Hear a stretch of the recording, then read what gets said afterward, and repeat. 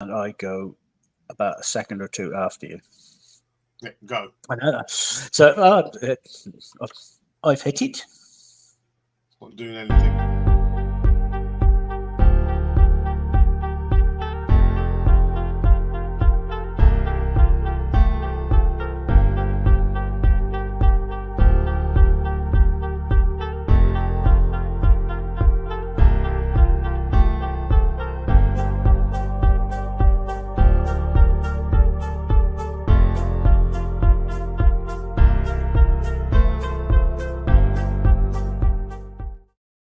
Ta-da!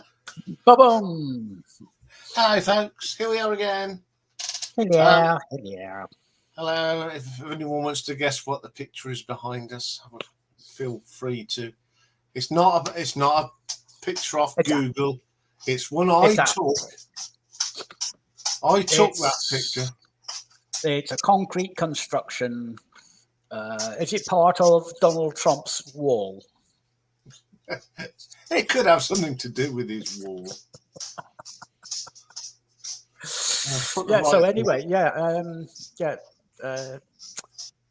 Ken has increased his listenership up to 3.7 million, which I thought, well done. He's only been going, what? Was it April time he came in?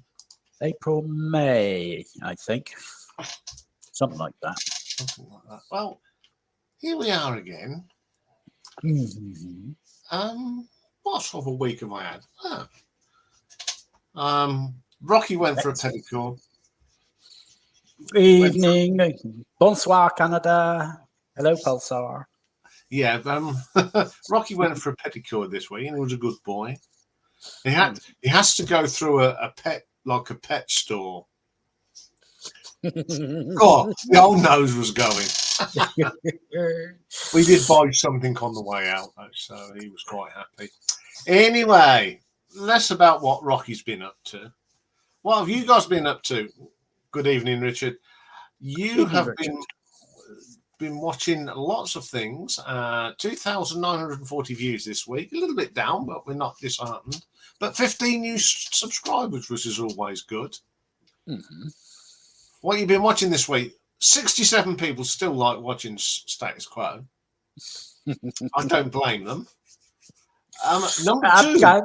You can't say things like that, given what this week's draw is.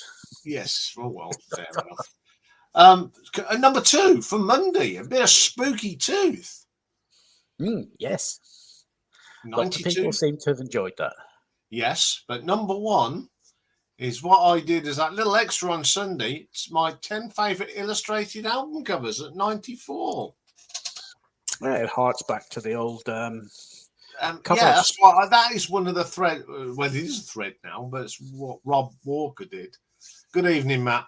Evening, Matt. And I love this because that's right up my alley. So yeah, I did mine. Top short this week. How's this? I only put it up yesterday at 12 o'clock. That was Medal, Pink Floyd. 346 people have already watched it. And it's flying on TikTok as well, apparently. Nice. Anyway, 28 days, 13,075 views, 53 new subscribers in the last 20 hours. So thank you very much for subscribing, folks.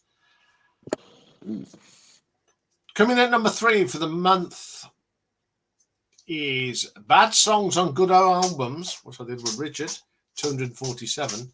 We've had a resurgence on another band now, Barclay James Harvest, 263 people. But the last 28, it's Slade, 283 views again. And they're only 5 off.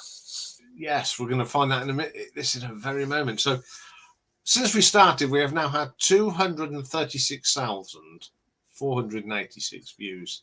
That's a lot of people. Mm-hmm. At number 3, Slade on 3964. But only 5 views ahead is Derek Riggs. Yeah, the artwork. The artwork off. And at number 1 still, miles away, is Status Quo at 7,525. Top short in the last 28 days is Holy Diver. So Roger's That's a surprise. 423 and 2,631 people have watched Oxygen. So who wants to know the result of last week's Battle Royale? Keep them out of their suspense, Dave. I'm sure everyone has got a rough idea, but you can now reveal last week's winners. Well, given that on the live stream it was a draw at 14 each, it came down to the community vote, and it was a absolute stonking win for Genesis Foxtrot. 36 votes to 11. Overall, it was 25 votes were cast for the Clash. 50 were cast for Genesis. I think it's the biggest vote we've had. 75 votes overall. So well done to Michael. And already Richard is going to be a happy bunny, because on the live stream it's 21-6. Good grief. It's a combination of the live stream and the community. The community is 21-6. The live stream, there's 8 votes, and I can't look at it yet because I need to change the sign-in. But anyway. Richard has taken an early leave over the Dark Lord. Mm-hmm. So yes. There we go. So what we've been listening to, well, I can say after tomorrow, Duran Duran will be probably taken off the list. But the Beach Boys... The Beach Boys, 12 of the 29. There's some I've listened to and I've remembered, they're not very good.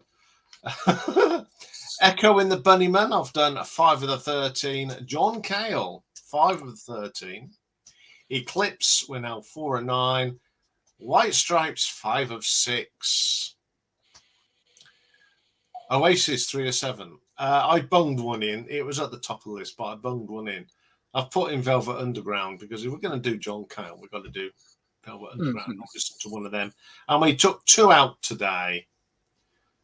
The Cramps and Epica. I wonder why I took Epica out. I don't know. Completed ones, we've done Fate's Warning and Cheap Trick. So they're in the bag, ready to roll out. When are they December or November? I think Cheap Trick's November, isn't it? Yes. Yeah. And Cheap Trick's November. The other 3 are going to be December. Good evening, Mike. Welcome to the Madhouse. Anyway, I'm going to have a short break already. Right. Because it's now time for the hatches and the matches and the dispatches and all that good stuff. And Dave didn't mention them to me today, so this will be all new for me today. Yeah. Currently, I've just had a look. The live vote is 8-0. And I'll give you one guess. Who's got the nil? Status quo? Yes. I'm sorry to say. Anyway. It's a tough one. It's going to be a tough one. So, so it's hatches and matches, dispatches. Dispatches. Right. Dispatches. 7 have passed in the last week, one of whom wasn't announced until after the live stream last week. So the 19th, we lost a gentleman born Mark Howard James. He's professionally known as the 45 King and as DJ Mark, the 45 King. He's an American hip-hop producer and DJ. Of course, we couldn't not mention the great late Sir Bobby Charlton on the 21st. A lot of football fans will mourn his passing. He was one of the greatest. Franz Beckenbauer, at the end of the 66 World Cup, said that Bobby Charlton was the greatest player at that time. 22nd of October, Greg Sutton, an American musician, songwriter, guitarist, singer, and bassist. Now, he wrote hits for a whole bunch of people. Joe Bonamassa, Eric Burden, Billy Ray Cyrus, John Farnham, Jeff Healey, The Human League, Tom Jones, John McVie, Percy Sledge, Heather Small, and Curtis Stigers. The man had a really good record. The 23rd of October, we lost an English guitarist with the Blue Aeroplanes and Massive Attack. Angelo Bruscini passed away. Also, Mervyn James Shiner. He's an American country singer, songwriter, and guitar player known for his honky tonk style. And then the 24th, we lost two people. Ricardo Iorio, an Argentine heavy metal singer and bassist. And he played in three bands. He started in V8, and whenever they folded, he then started another band called Hermetica. And finally, after they folded, he started Alma Fuerte. But we also lost a lady, Lily Afshar. She was an Iranian-American classical guitarist. And she was the first woman in the world to get a doctorate at university in classical guitar. So I thought she was worth a mention. Patches, birthdays. We've got 22 today. Born Quincy Matthew Hanley. He's better known as Schoolboy Q, an American rap artist with the group Oxymoron. He's 37 today. 42 today is Guy Sebastian. He's a Malaysian-born Australian pop and soul singer. 45 today is Mark Barry. He's a British pop musician with the group BB Mac. 49 today. She was born Elizabeth Sakura Narita.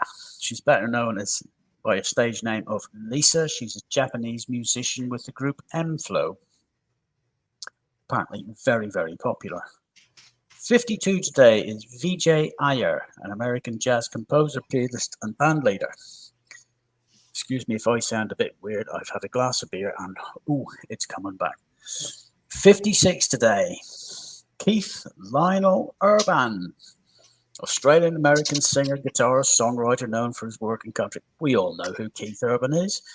But did you know that he's won 4 Grammys, 15 Academy of Country Music Awards, including the Jim Reeves International Award, 13 CMA Awards, and 6 ARIA Music Awards. Plus, as a sideline, he's married to Nicole Kidman. Not bad act. 58 today is Aron Kwok Fu Shing.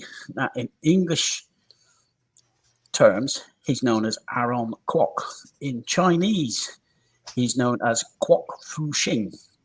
He's a Hong Kong singer, dancer, actor, active since the 1980s, and he is known as one of the 4 heavenly kings of Hong Kong pop music.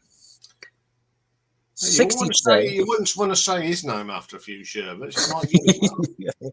I know. That's why I was being rather careful. 60 today is Natalie Merchant, American singer-songwriter with the group 10,000 Maniacs. 61 today is Steve Wren, a British pop rock drummer with the group Then Jericho. 67 is Mike Ledon, American jazz Hammond organist, pianist and composer with Benny Golson and the Groover Quartet. She was born Margarita Ibrahimov, but we know her as Rita Wilson, American actress, singer, and film producer, and she happens to be the wife of Tom Hanks. So happy birthday to her. 70 today. We were actually talking about them today because I found I had a double entry for this group. Julian Keith Strickland, the American drummer and founder member of the B-52s. For some reason, they got entered twice on the laundry list, so that's been corrected. 71 today, and this guy has some past. Andy Richards, a British-Australian session and touring keyboard player. He's performed and programmed keyboards on 8 UK #1 singles. And they are namely Relax in 84, Two Tribes in 84, Careless Whisper in 84, Lady in Red in 1986, It's a Sin in 87, Always on My Mind, 87, and Heart, 1988 by the Pet Shop Boys. And believe it or not, Spaceman in 1996 by Babylon Zoo. There you go. There you go. Also 71 today is, he was born David Weiss. He's better known as David Was, American rock musician and producer, who along with his brothers formed Was Not Was. There's a band we haven't heard for a long, long time. 72 today is William Earl Bootsy Collins, an American bass guitarist, singer, songwriter, and record producer. 76 is Marilyn Middleton Pollock, an American jazz and blues singer. 77, Keith Hopwood, British rock guitarist with Herman's Hermits. And he wrote, Mrs. Brown, You've Got a Lovely Daughter. Sorry. 79, yeah. 79 today is Kenneth Lee Asher, an American jazz pianist. He composed Rainbow Connection and he arranged music and songs for John Lennon. Mike Piano is also 79. He's an American rocker with the Sandpipers. They were best known for their cover of Guantanamera. 81 today is Colin Loughnan, an Australian rock and jazz saxophonist, vocalist, arranger, composer, and teacher. He was a member of the Deltones and a group called Ayers Rock. 87 today is Bruce Belland, American singer with 4 Preps. Now, his daughters, Tracy Bryn and Melissa Brooke, they formed a group. And you've heard of them. They're the voice of the Beehive. Wow. Exactly. I didn't know that, but there you go. There you go. And granddaddy today, Hans Joachim Rodelius, German composer and musician. Way, way back, he was one of the early electronic musicians, and he played in Cluster and Harmonia. But that's the hatches and the match and dispatches. The matches, I've only got 2 today, because everyone that's listed today were multiple divorces. So I picked out 2 that haven't divorced. One will be blindingly obvious. 1968, and he's in the news, but not for getting married. Lawyer and politician Rudy Giuliani, former mayor of New York. He married his second cousin, Regina Peruggi, in 1968. And in 1969, the American outlaw country singer-songwriter Waylon Jennings, he had his last wedding. He married his last wife, Jessie Coulter. And then it was only a few years before he passed.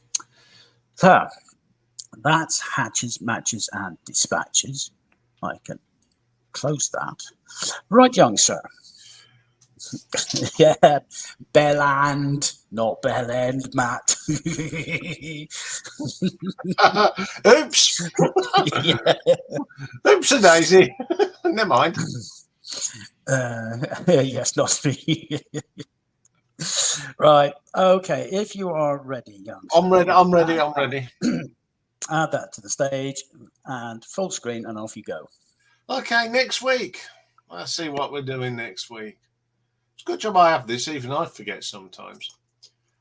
Busy day on Monday. First up, we've got part 3 of Alex's Corner story, and it is CCS. Everyone remembers them for one tune only. Top of the Pops. Classic album. We're going to look at the Rolling Stone magazine's number 3 album of the 60s. It's a stomping album by Miles Davis. And we got a birthday, and it's Ralph. And we're not doing the Italian because he may live out there, but he was not born there. But we did his UK last year. So this year we're going to have a look at the US top 10 on the 30th of October, 1965. Some good tunes in that one. I wonder if I could find an Italian. Yeah. Is Ladies' Day. Mhm. And we're going to start off with one of the newer superstars, Demi Lovato. Very talented girl, bit mixed up, bless her, but she's still got a good set of lungs. But retro ranking is the legend that is Dusty Springfield. Yes.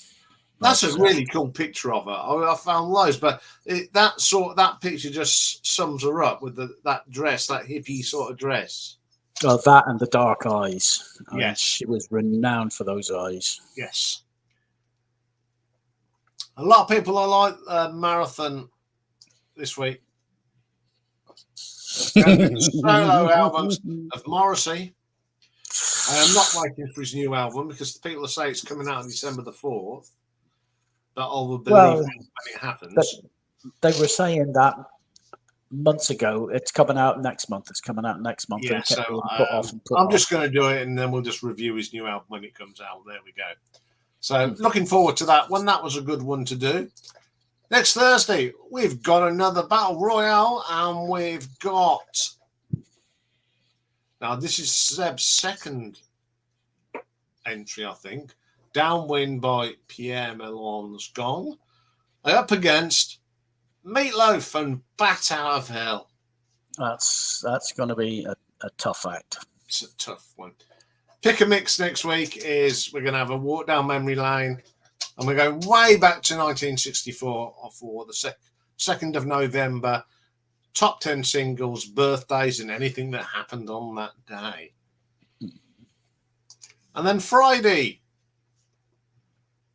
we're going to do some Stranglers live. Yeah, that's a great. I've just seen Ralph's comment. Hi, everyone. At least Ken Dodd won't be number one this time. Yes.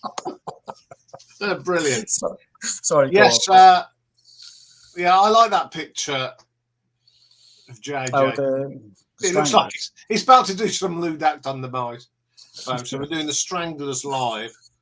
What I could find was official and unofficial. In the end, I just put together what I've got hold of. So that'll be a good one. And for the first time in a billion years, Don Dokken and Dokken have got a new album out tomorrow. Heaven Comes Down. We're looking for this with, yes, is it going to be good or not? But I will find out tomorrow because I'm going to give it a listen. So that's what we've got next week, folks. All right. So I'm going to stop sharing. And you're back on screen. Well, I'm not back on screen yet because I've got to do that. Yes, you is. I can see you. Oh, I couldn't see me. So that's what's going on. So I'm sure there's a lot of people that want to come now. Since he's here, and I suspect that he's going to be rushing off to work, does Richard want to come up and give a punt? Oh, that's tomorrow, Richard. Hackney Diamonds is tomorrow. Yes, Hackney Diamonds is definitely for tomorrow. That's next week's doctor. Yeah. It's been the record of the week all week on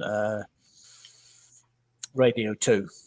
A track every day. It's actually been quite interesting listening to a lot of it. Richard, do you want to pop up and promote your choice for the Battle Royale?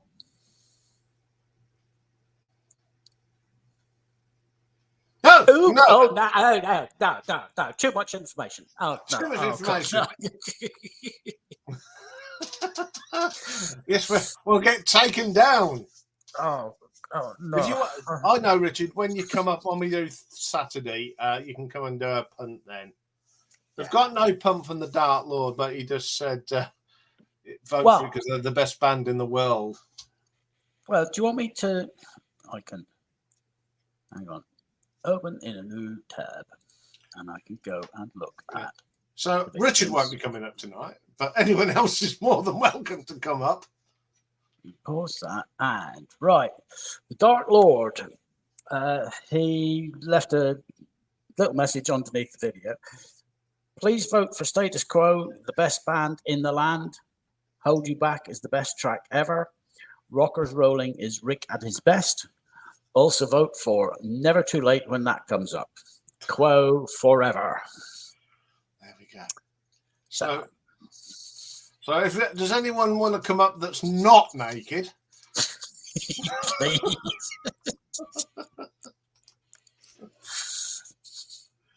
So if you want to come up fully clothed. Simon. Simon, you naughty boy. The things up there. Anyway, today there's been this huge announcement about the yet again remastered and glued together of the Beatles' Red and Blue albums, and it's coming out next week. With that, was it Now and Then and Now? Now and Then, a new single. It was lifted John Lennon's voice from a cassette, and it's been enhanced through AI, and then they've added guitars and everything else. The non-naked Richard McCook. Good evening. Good evening, folks. So are you going to give? Sorry. Are you going to give Bridge Over Troubled Water a boost? I'm going to tell you the truth, okay? Rockin' All Over the World is a very good album, okay? I really do enjoy it. Hold You Back, I know it's one of your favorites, and whoever the other guy is, can't remember his name, Dark Star Lord. Or something? Dark Lord, right? Okay. He said it's one of the best tracks ever. Well, Hold You Back is actually the precursor to that dreadful Burning Bridges. It's the same song reworked, and it's awful, absolutely awful. But I will say it's dreadful. Absolute rubbish. Now, it's a good album overall. Can't get any more. It's great. However, it's not on the same level as Bridge Over Troubled Water. It's not even a level below. It's about 6 levels below. Bridge Over Troubled Water is one of the top albums ever. Okay, and if you don't vote for it, you need to get your ears cleaned out because it's absolutely beautiful. And that's all I will say. Not a bad track on it. And the one that everyone thinks is the weakest, including yourself, is Bye Bye Love. Well, yeah, it is a bit of a throw to the Everly Brothers. However, the only reason that was put on was because the hand claps went throughout the whole of that live performance. Wasn't expected, and that's what made the song so good. And the only other one they had in the can at the time was a song called Cuba C. Nixon No, which is very, very political, and Art Garfunkel did not want that on whatsoever. So Bye Bye Love on.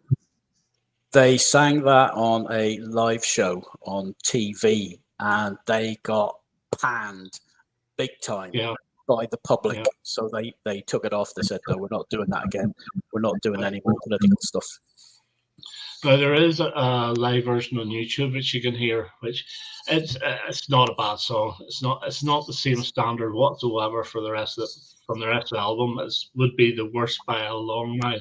But I think Bye Bye Love's a nice little break, and then whenever the audience fades and it goes into the gorgeous song for the asking, which is only a minute and a half long, absolutely beautiful. It is. Yeah, so that's number one. Asked Mike. Bridge Over Troubled Water. What? Oh, crikey. Oh, I'm not too sure. Oh, the album. It was something like 30-something weeks. Yeah, but we mentioned it on one of our videos, didn't we? I think it was, it was about 40 weeks over a number of years. Yeah. Because I watched a video by John Heaton tonight as well, and whenever Sticky Fingers got to number one a year later, it was taken off number one by Bridge Over Troubled Water. So it was throughout 1970 and 1971, and I think it was a total of 30-something weeks. So it's absolutely brilliant. And if you actually look at the cover and you see the cover and Art Garfunkel is behind Paul Simon, it looks as if Paul Simon's hairline is a Mexican mustache on Art Garfunkel. Whenever you see it once, you cannot not see it again. But absolutely classic album, and it deserves to be ahead. And I'm not too sure what the poll is at the moment. It was 8-0 on this the last time I looked, but I think somebody voted for Rockin' All Over the World. But there you go. I'll tell you how well significant that album is for me. That's the first album I remember. Them songs are the first, because my dad brought it when it came out, and I was 4? Yeah. 3. And I remember that album, and it's been embedded in me all my life. You see, in our household, it was slightly different. We didn't get, my mum didn't buy it. She bought the greatest hits that came out a couple of years later, which had about 3 or 4 songs off it, and that's the one that stuck with me. So I actually only heard the Bridge Over Troubled Water album around 1981, and I thought, bloody hell, the whole of that album could have been on that greatest hits. It's that good. And there were songs that I had heard before that I didn't know were sound like Keep the Customer Satisfied. I knew that when I first heard it. I had no idea it was Simon Garfunkel. And one of Paul Simon's best ever songs is The Only Living Boy in New York, and you did it credit today, so you did. Yeah, I mean, today it was hard because I like both albums, and I don't. Don't get me wrong, I do love Rockin' All Over the World, especially the song Can't Give You More, which I think is one of the best Go songs ever. But Hold You Back is absolute garbage. So it's good to dance to or bounce up and down to. But how can you like that and not like Burning Bridges? They're the same song. Yeah, but this one had quality. Oh, God. I don't know. No, but yeah, going back to the Bridge album now. Baby Driver, that's the one that always stuck in my mind. I like that, Scoot Down the Road. That, remember that? How does your engine feel? Yeah. As a 4-year-old, if that's implanted for me from a 4-year-old, and I still love the track now. Yeah. That is just one of them albums, isn't it?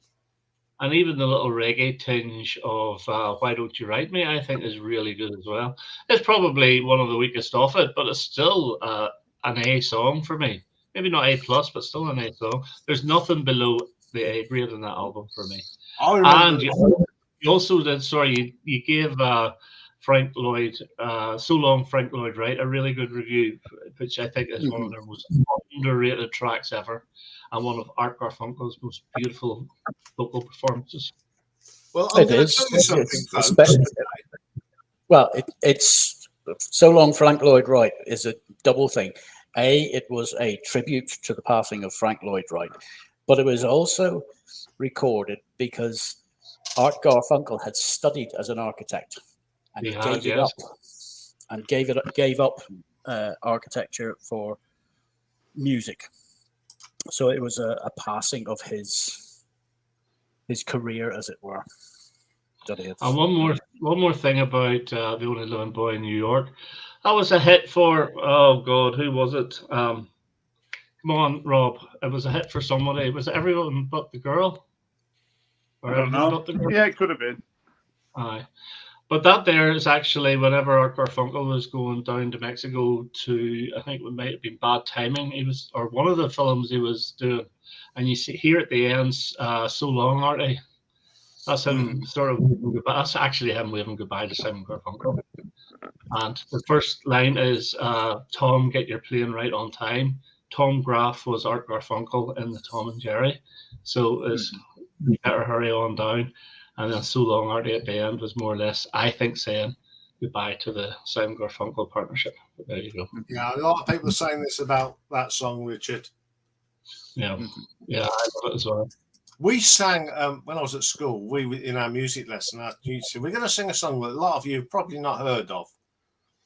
It's got a fun tune, and it's called El Conde Paso. I went, yeah, Simon and Garfunkel, Bridge Over Troubled Water. You know, the first time I heard that was an Opportunity Knocks, and it was this two out blokes singing it. It's not Flanagan and Allen, but it's something similar to that. And they Foster and Allen. So no, it wasn't Foster and Allen. I like Foster and Allen. I went to see them live in concert, and I was 19, and I was the youngest there by 40 years at least. But I've never seen so many blue rinses in all my life, but still. I don't know. The last Status Quo concert I went to out of you.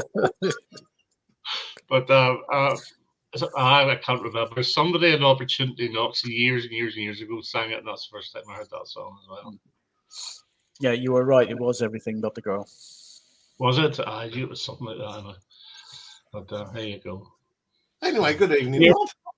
Evening, Rob. Hi, how are you doing? Oh, How you doing? Hi, Richard. So, Rob, you might be able to answer this. Have you, and you, Richard, do you know when Morrissey's album is actually going to come out?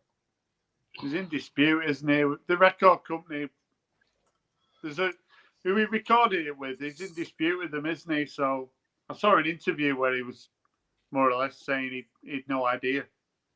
No, because if you look at, I've been looking today on the social media, and they're saying December the 4th or something. Oh, that'd be good. It would be good. I mean, but I thought this has been sitting here waiting for this album. So I thought in the end, no, I'm going to do the Morrissey. Yeah. I'll be interested to see how that pans out. Is it a new record company? Because I know Morrissey's had more record companies and he had videos. I know. So he has. I know. Yeah, I do know one of the stories that some record companies don't, because he says controversial things. Yeah. They don't want to be associated with him. Nothing that is probably one of the greatest songwriters the UK has ever produced. And that's what songwriters do, is do controversial things. Ooh. Right, I'm just reading an article here. Capitol Records Los Angeles recently terminated their contract with Morrissey. Therefore, if any record label or private investor has interest in releasing this project, please contact Donnie Knutson. Yeah, apparently they put a price on the recordings and Morrissey won't pay it. That's what I sort of, the information I have. But I was interested. I'm sure, Richard, have you got the Rolling Stones album? I have, yes. Are you going to do a bit of a review on it or something? Because I thought you might have had it up by now. Well, I was going to, but there's that many reviews. I just seem to be off. I'm even fed up looking at the album, never mind playing it. I will say it is actually very good. It's actually quite surprising. It's very consistent. That's all I will say. It's very good. With a Rolling Stones album, you get about 2 or 3 absolute dreadful tracks on it. Yeah. But there's nothing like that. The one thing I will say is that Lady Gaga's performance was unbelievably good. That's the one that really hit me, was her performance on Sweet Sounds of Heaven. Absolutely fantastic. I've listened to it a couple of times. I tend to favour the slower tracks. I kind of think that a few of the faster songs are going over old. I know they're going over old ground anyway. They're not going to reinvent themselves now, are they? But I tend to enjoy the slower tracks. I don't know what you think about that. I do, in a way. I've always liked the song "Angry." On first hearing, I thought it was really good, especially with the video. Like the video, I think is brilliant, with the girl in the car, and then all the billboard posters coming to life of during the 70s, 60s, 80s, and so forth. I think it's brilliant. But after about 3 listens, I was starting to get a bit sick of it. Yeah. So it was, which is a shame, really. Yeah. But there's a couple of songs, and they're maybe not quite as slow. I don't like that Rolling Stones blues at the end. No, I really do. That's a Muddy Water song, that is. Yes. I can understand why they did it, but if they were going to include it, what I would have liked is there to be like a 20-second gap between the end of the previous song and then maybe a 50-second fade in, fade out of that, just to acknowledge their roots. But this is it's only 2 minutes long, but it brings it up and down for me. And as somebody said, I don't know what, a bit like Her Majesty on Abbey Road, there's a big gap at the end of it, or the end before it comes in. That's the way I would have liked to have heard Rolling Stones Blues. And if they wanted to release it, why not put it on a B-side of one of the singles, the full version, and just have that little snippet at the very, very end. But it is a good album. It really is. I don't know. I don't think I will do a review. No. There's No. too many of them. I watched Slade in Flame over the weekend. Enjoy it. Yeah, I've not seen it before, and yeah, I think you mentioned it's quite dark, and you're right. Dark. It's a good film, isn't it? It is a good film. It's not what you expected from a glam rock band. It's the No. nitty gritty and dirt of being a pop star and the Yeah. arguments and fights and Yeah, I enjoyed I take it was Wolverhampton. Like the old terrace streets and that footage. I really enjoyed seeing it. I'd imagine it's totally different now. I'm sure you'll still get some areas like that. Yeah, there Every are some time. areas still in Wolverhampton like that. Yeah, it was an enjoyable watch. It's on YouTube, so I don't know whether it comes, like because I watch your Slade video. I don't know whether it, picks up on the algorithm on your TV, and it started to show a load of Slade stuff, and then it showed the Slade in Flame, and I thought, I'll watch that. I must watch it again. I saw it years ago. Well, not at the time. I was only 8 at the time, but I saw it in the mid-90s. Yeah. And I must watch it again. Yeah, because there was some sad news, weren't there, about Noddy's health that came out? Well, it's sad and it's not sad. He was diagnosed 5 years ago, and he's still going strong, and he's out on the road touring. Yeah. So 5 years ago, he was given 6 months to live, and so he's eaten that by 4.5 years. So hopefully, this treatment works. Yeah, he did a good interview on Channel 5 with his good lady. Yeah. Really good, and he was saying that the only thing they at Christmas he only sings it live, and apparently Christmas morning he shouts into the missus' ear, "It's Christmas," which is about right for Noddy. And I've always had so much admiration for him. I mean, I've met the guy; he's a lovely guy, but now he's even more.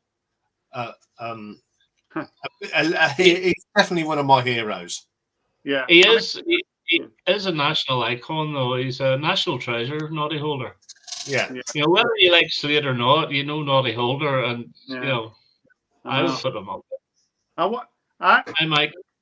Yeah, I want to like Slade more than I do, because I get it's infectious, Richard's enthusiasm, and Iain, you're the same, aren't you? But I've said before, I really love a lot of the singles, but I just can't get on with the albums. But it's like Richard said, they've done some great singles. So I think Mike is a bit of a Slade fan now yourself. Yeah. Well, I mean, I grew up with them, so I was about 14 years old in 1972 when they were at their sort of at their peak, really. Yeah. And absolutely loved them. That I'd buy everything I could. Yeah. But you're talking about Slade in Flame. It's a great film, isn't it? Yeah. I've not seen it for years because Nod is the lead singer of the other band, isn't he? Yeah, he is. Yeah. Yeah. Is it the Undertakers or something? Yeah. Something like Roy something and the Undertakers, I think it is. Yeah. Yeah, I mean, I think it's a really good film, but like you say, it's quite dark, isn't it? Yeah, it's good. And of course, the music's very good on it. Oh, it's excellent. It's got my favourite song. Far, far away. Far, far away, yeah. Yeah. See, I think John Lee and Noddy Holder, they was good. I think they're as good as Lennon and McCartney, and I'm quite prepared to say that. The hits they wrote, they knew how to write a good pop song. Yeah. Well, Merry Christmas, Everybody was written a few years before it actually came out under a different title. And they just took the tune of it and put Christmas words to it and Bob's Your Uncle. Yeah, that was recorded in New York in the height of the summer, wasn't it? Yeah. And don't forget, the Jam did it as well, but Slade were first to do the number ones. Straight in at number one. Beatles never even did that. No. Cliff Richard never did that. No. Slade and Jam. Okay, it's changed now because everybody does that now. Yeah. It doesn't really count. So So who did you vote for? Did you vote for Simon Garfunkel or Status Quo, Rob and Mike? Come on, let me know. I voted for Status Quo. I knew you would. No. You only did that. It's me that put it up. Yeah, well, I've cancelled your vote out then, Rob. Ah, good lad. Good lad. Yeah. The thing is that when I was growing up, my parents had absolutely dreadful musical taste. And, you know, the house was full of sort of Harry Seacombe and Black and White Minstrel Show albums. But they did buy Bridge Over Troubled Water. And I think it's the only album that they ever bought that they liked, that I liked also. Well, the other album which I've mentioned this week that have played a lot in our house was Dwayne Eddy's, the biggest fan of them all. That iconic picture with the cover with the Gretsch on it, you know, that was another great album. It had the 99 shillings, whatever it is, sticker on it as well. Well, my dad's version didn't. I love that album. I know it's got a lot of covers on it, but it's just 99 shillings. What? You don't mean 9 shillings and 9pence. I had 9/9. I think like that. Yeah, it has got 99 on it. Yeah, it'd be 9 shillings and 9pence. I need to go. I need to head off to work. So okay, have a good night. Have a good night, Richard. Richard. Oh, that's right. Bye bye. See you, Richard. Well, he goes to work a happy man. He's in the lead. Yes. Yeah, Yes. unfortunately, Have you watched my album covers, Rob, as it's your thread? Yeah, I watched it tonight. Bit different, wasn't it, than everyone else's? Yeah, well, everyone else chose the illustrations. You just chose other album artwork, didn't you? Yeah. No, you chose. You had Iron Maiden, didn't you? And you had. Did you have Uriah Heep? I think you did, didn't you? Yeah. And See, that picture has been used in Uriah Heep. That iconic has been used everywhere. And you had that Charlie Watts. That was the first one, wasn't it? Yeah, that you know, from Charlie Watts. Yeah. When he was at art school, all based on Charlie. I think there's 45 people done a response. So, but it's not a thread. It's just I just did a video and people just wanted to do it, didn't they? So. Well, yeah. Have you seen Buggy Hi-Fi's? I've watched a little bit of that. That's a comic one, isn't it? Yeah, that's right. Yeah, because he's an illustrator himself. I know. Yeah. So I started watching it, but then I was in work and I got disturbed. So. Yeah. It's pretty good because he talks a lot about the artists and he knows a lot about them. Yeah. I need to watch that. But there's so many now. You know, I do like to watch everybody who's. I haven't left a comment on Iain's because I watched it on TV just before I came on, and I watched Stefan, in Holland. Oh right, he's done a response. I've not seen his. Yeah, if you go on to my channel, anyone who's here and go on the playlist, there's a lot of people. There's quite a few people that I didn't know that have sort of joined in. So it's a good way of discovering new channels, isn't it? Yeah. I mean, Simon, I saw your video showing off the other day. Oh yeah, which one was that? The Green Day or? No, showing off all your nice gear. Oh yeah. Yeah, you've got some good gear there, haven't you? I have, yeah. One sec. Yeah, I was looking at that because I'm going to be looking at some new gear. Yeah, I was thinking I need to get some more stuff.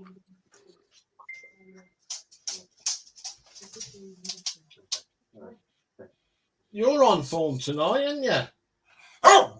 Yes.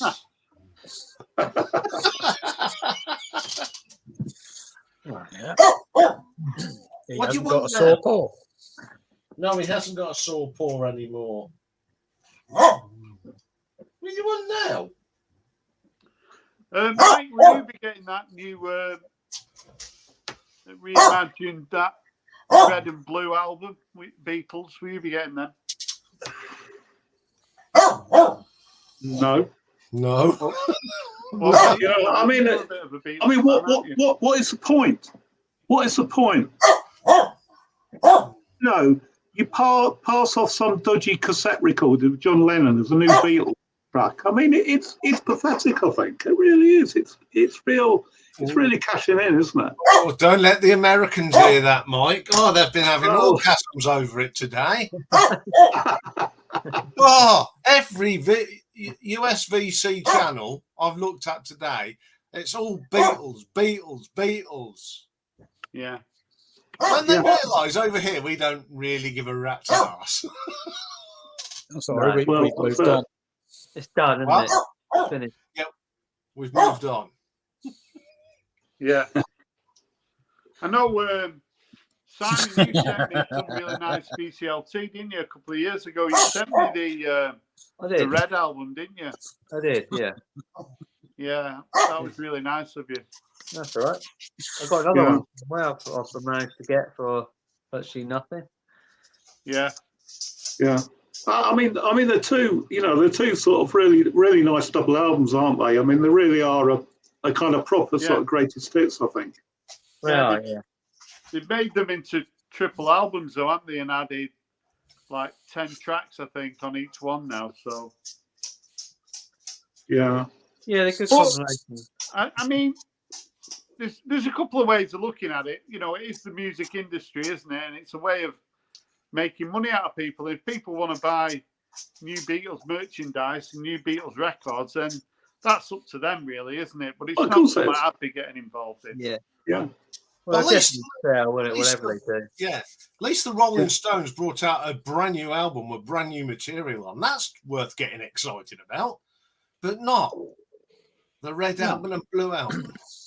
Yeah. Okay, it's on Red and Blue. It's not new. It's not new. It's It's rehashed. funny, isn't it? It's funny, the timing. It's as though, like, it's the Beatles and the Stones again up against each other. I'm sure it's not a coincidence. No. Yeah. I not really thought about it like that, but maybe you're right. Yeah, definitely. Yeah, but I mean, the fact is, like you were saying, Rob, it's a way of music industry making money, isn't it? Yeah. And that's what it is. you look at you look at the sort of end of year sort of album charts, and it's very retro, isn't it? Yeah, it's always full of best ofs, etc. Isn't Yeah. it?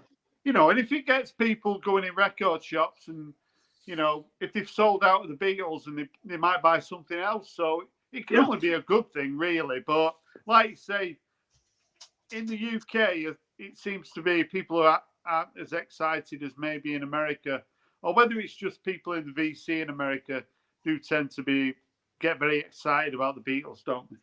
Yeah. Well, as well. I went through that phase in about 1972. Yeah. Really. I mean, when I first started buying records, I did buy all the Beatles UK studio albums. Yeah. And I like them, and that's it. Once you've got all the albums, that's it. There's nothing more to get, is there? I mean, everything else is rehashed and improved, all that kind of crap. But it's not necessarily needed. It's not new material, is it? No. No, and I like to put, we've got to have it in stereo, and that sound where we got all the instruments in one. But that was unique of them original albums. It's like when you listen to Sgt. Pepper's under the headphones. It's great because you get all the thing, and if you just want to hear the music, you put that can down, and you get all the. Yeah. That was clever for then, and that's what made it unique. I don't want to hear it in glorious stereo. It's not, but that's me. But the other thing is, I think, especially over here in the 60s, you think of all the good bands were emerging at that same period. Yeah. Kinks, Who, Stones, Trogs, just to name a few. We had so many good bands, the Hollies, the Searchers, and they were all popular. Yeah. In America, some of these bands didn't make it, so the Beatles made it, and the Stones and the Who. But we had so many bands. Yeah. We were. Yeah. We did. I mean, the whole British invasion for starters, was incredible, really, wasn't it? You get it. You do get it the other way, though. I mean, there are a lot of bands in America that in the UK they never got the airplay, they never got in the charts. So you might have known the name of the band, but you know, they weren't really on your radar. So it works both ways. Yeah. Yeah, of course it does. Would anyone? So if you were to choose your top 10 albums of all time, would a Beatles album be in your top 10 of all time?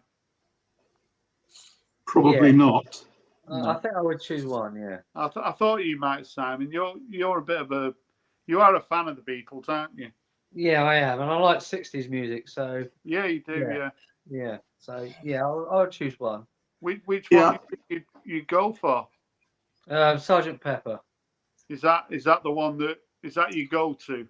Yeah, definitely. Yeah, Yeah. I think that's their masterpiece personally, but but others think, Abbey Road and How many copies of Sergeant Pepper's have you got? Have you got a few copies of it, or?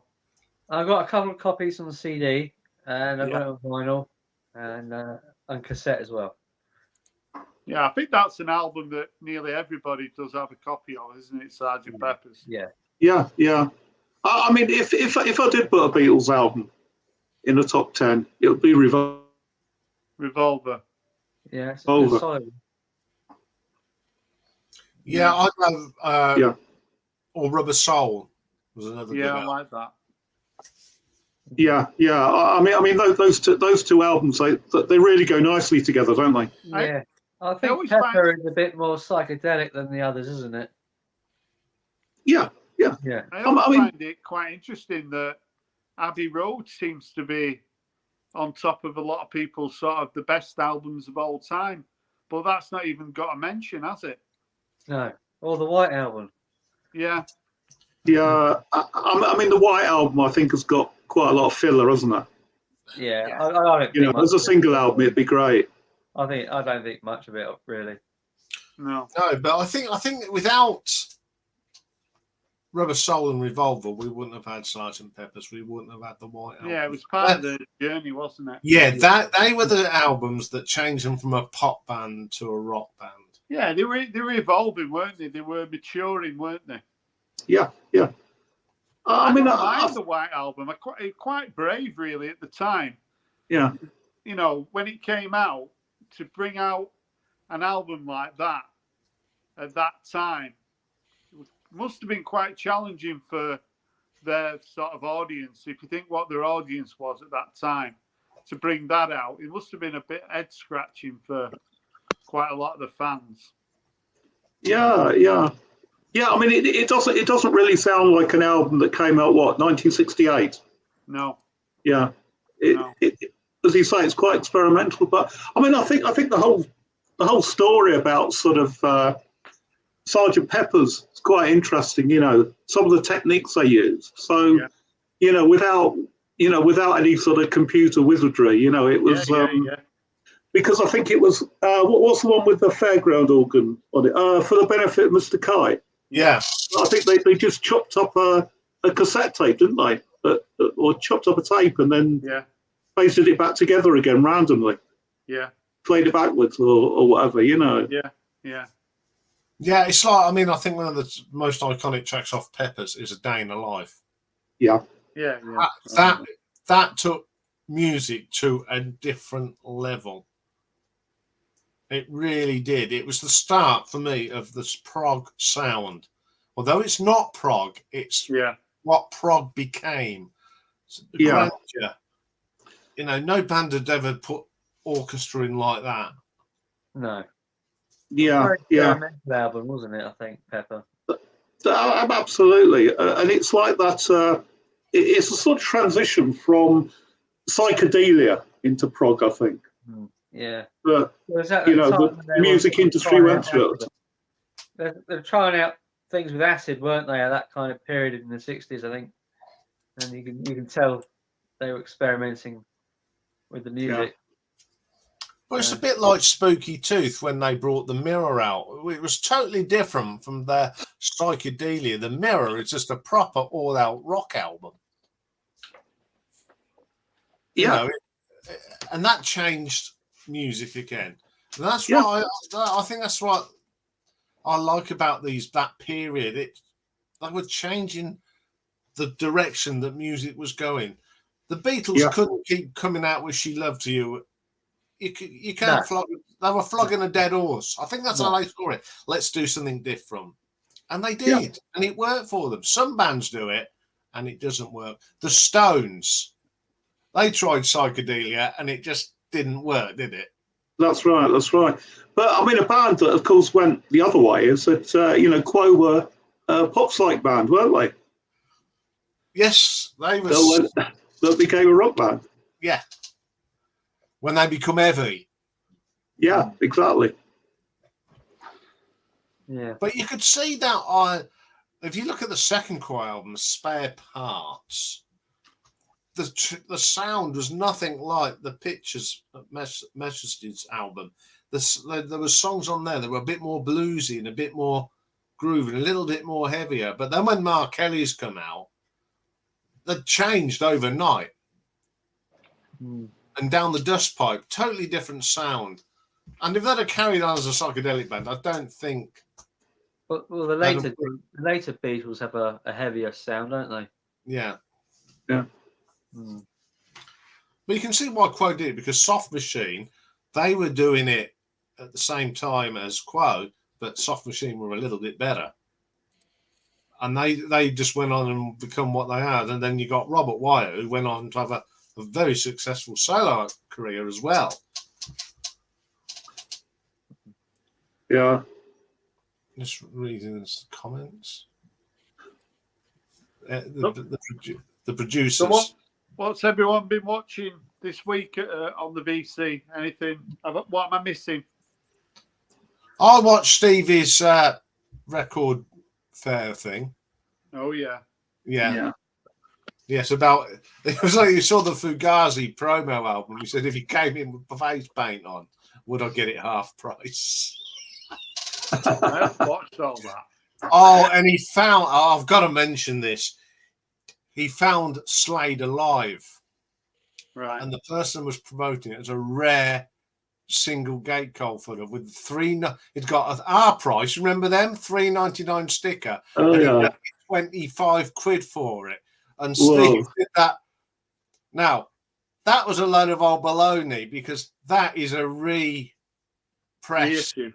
It only come out originally. The rare ones is the one I've got. When you open it out, you've got the cartoon storyboard in it. Now that's rare. Right. Yeah. But the $3.99 from our price. See, I brought that because I didn't get it. I brought my original Saved Live in 1987, and I paid 20 quid for it in 1987. Yeah. Which was a lot of money for one record, but I had to buy it. You know, when you go to everyone must have done this when you've been to a record fair and you see an album and you'll buy it because you've got to. You don't care what the price is, you've got to have that record. Yeah. And people say, why do you spend 20 quid on an old record? Because it's Slade. It's the great live album. What? But you've already got it. Yeah, but I haven't got this version that opens out. Yeah. Well, this is it, isn't it? We're all mad, you know. This is the problem, you know. Iain. I mean, I love record fairs. Yeah. I tell you what I've decided to do now is sort of get back into singles a lot more. Oh yeah. So I sort of stopped buying them. Yeah. Yeah, You know, I've got a few thousand singles. Yeah. I mean, I haven't got that many, really. I mean, a lot of my singles What are you going to focus disappeared, you know. on? What are you going to focus on? Punk and new wave, mainly. Yeah. You've got You know, and you can get a lot of really reasonable stuff. You've got a lot of singles, Rob, of the early noughties, haven't you? Yeah. 45. Yeah, I've got most of Oasis. I did a video where I showed, I think it was 45 45s from since the year 2000. You know, like Yeah, Hard-Fi and Stereophonics and that's right. Yeah. stuff like that. I've got, because what I used to do in Oldham, there used to be a HMV, and after work on a Friday, I used to call and get a couple of singles because they were only 99p.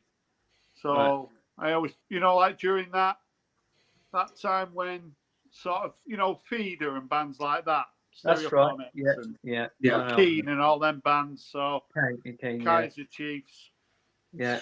Yeah, It's a good time that was, I think. All those Yeah. bands. it was. Yeah, I mean, I've got, I picked up a few sort of singles. I mean, some that I bought at the time, and even some albums. Where it sort of there's a sticker on the front that says, pay no more than 49p. What time period were you looking at then, Mike? Just anything really, or like? Mainly sort of, just sort of late 70s, early 80s. But, Okay. I mean, if I see something that I fancy, then, I do. Actually, there's something I picked up, and it was a comp album. See, I'm looking at the like singles as well, but I want to buy like 60s. I love the 60s, but I don't want to get the usual suspects. I want to get the ones, them songs. Oh God, yeah, that I remember that they only released a few songs. Yeah. I'm really into that. I mean, everyone gets Beatles and the Who and that. The thing, Herman's Hermits and Yeah. I got loads of those. Yeah. Evening, Jimmy. You've opened a can of worms with that. Yeah, Simon, that you bought that Travis album, didn't you? I was umming and ahhing about that because it was about 18 quid, wasn't it, on Amazon? Yes, yeah. And it went back up to about 30 quid. But Yeah. I ordered I'm not sure whether it's still on. So it's a double album, The Best of Franz Ferdinand, and it's $15.99. So I'm waiting for that to come. That's a good price, isn't it? Yeah. He has some good hits, isn't he, Franz Ferdinand? Yeah. Yeah, I'll say there's a Feeder one which is quite reasonable as well. Best of. Yeah, I love to get Feeder, Echo mate. Park, but you can't get it. You get original and it costs you like 500 odd quid or more. It needs a couple of those Feeder albums. Is it that Comforting Sound? Is it called? There's a couple of Feeder albums that I absolutely love them. Isn't it? I love them. That just the way I'm feeling, that song, I love that. Yeah, that's a good song. Yeah. I particularly like the Echo Park album. I think it's an excellent album. Yeah, that's the one. That's one of the earlier ones, isn't it? Yeah. Yeah, I like that album. Hang on, I've got a Feeder album here somewhere. I think that was my number one album, Echo Park, if I can remember. It's a long time since I did Feeder. Yeah. So this. Yeah, it's one of the later ones, isn't it? Yeah. So this cost me £3 at a car boot sale. It was sealed up, and it's really good. This. That's excellent. Yeah. That's Tahula, something like that. Yeah. So when I bought it, he was selling CDs for £1 sealed. So I bought the CD as well for the car, and I really got into the CD. But when I first played it, I thought I weren't that keen on it, but I played it about 4 or 5 times, in the car, and I'm a big fan of it now. So I'm not saying it's worth getting. I really enjoy it. So yeah, it's nice cover as well, isn't it? Yeah, but I played the CD loads of times, but the record I've not even owned it yet, so it needs opening and playing.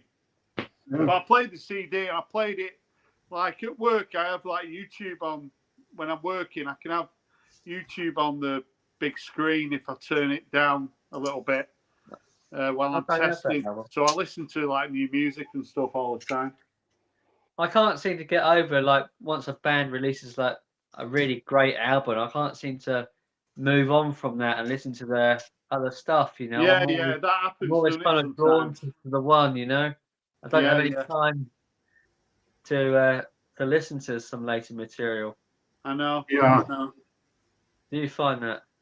Yeah, yeah, because you get, I mean, like Shed 7, I really like them. And when they released that Maximum High album that had all the hits on it, but since then they've released 2 or 3 albums, but they just kind of get forgotten, don't they? Yeah, it's Yeah, the same Same yeah. with same for, Stereophonics and that.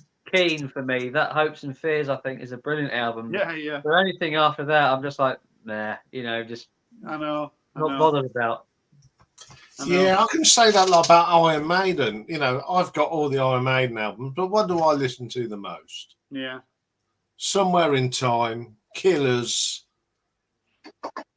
you know, Seventh Son, Yeah. the later ones. I can't remember the last time I played, let's think, off the top of my head.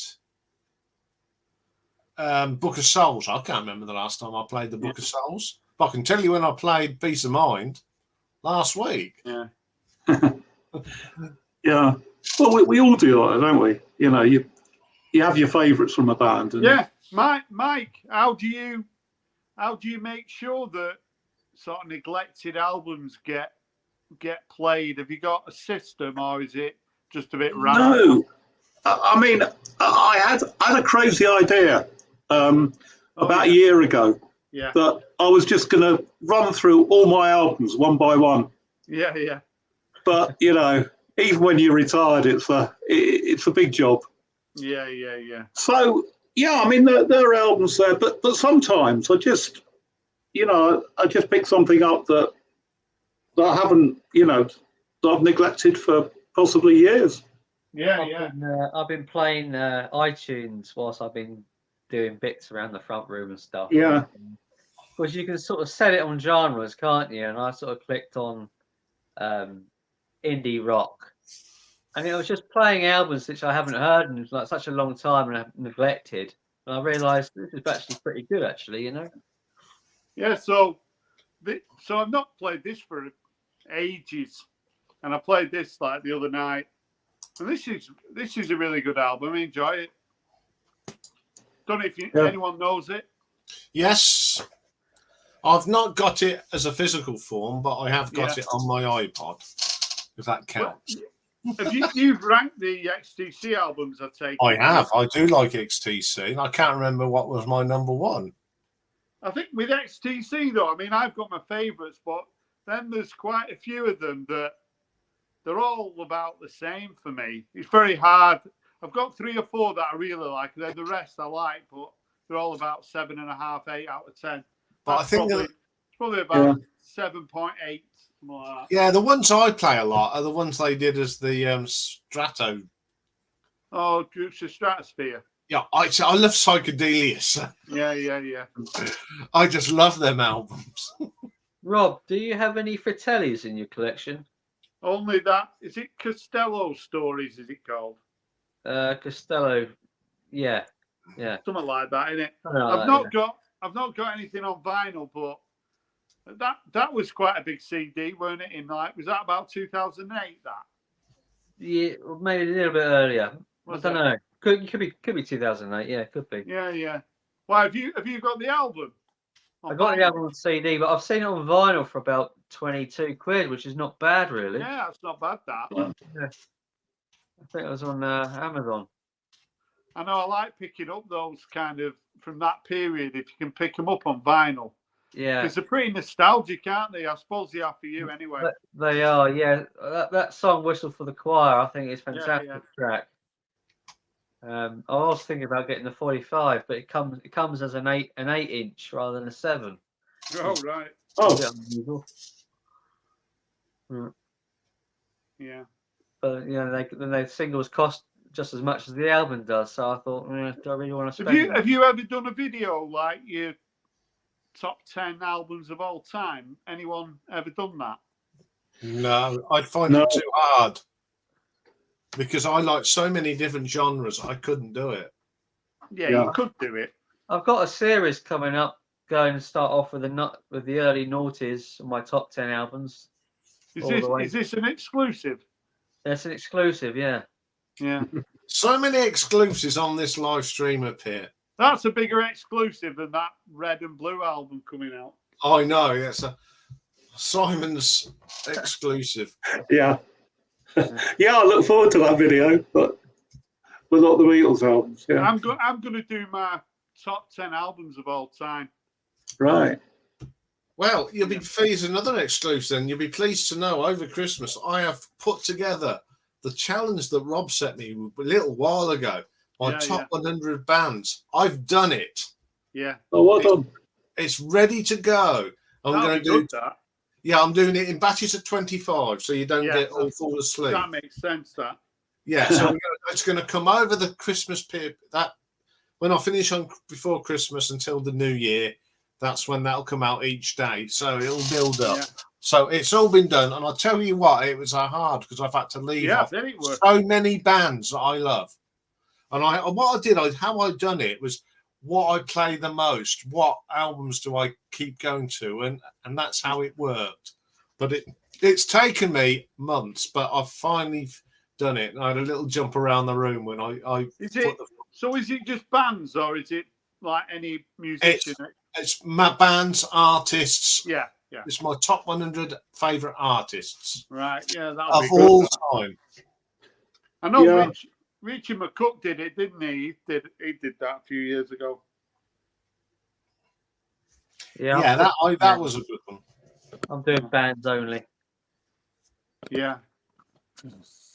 Yeah, I've got a few. I need to do my top 10 American bands because I did my top 10 British bands. So I need to do my top 10 American.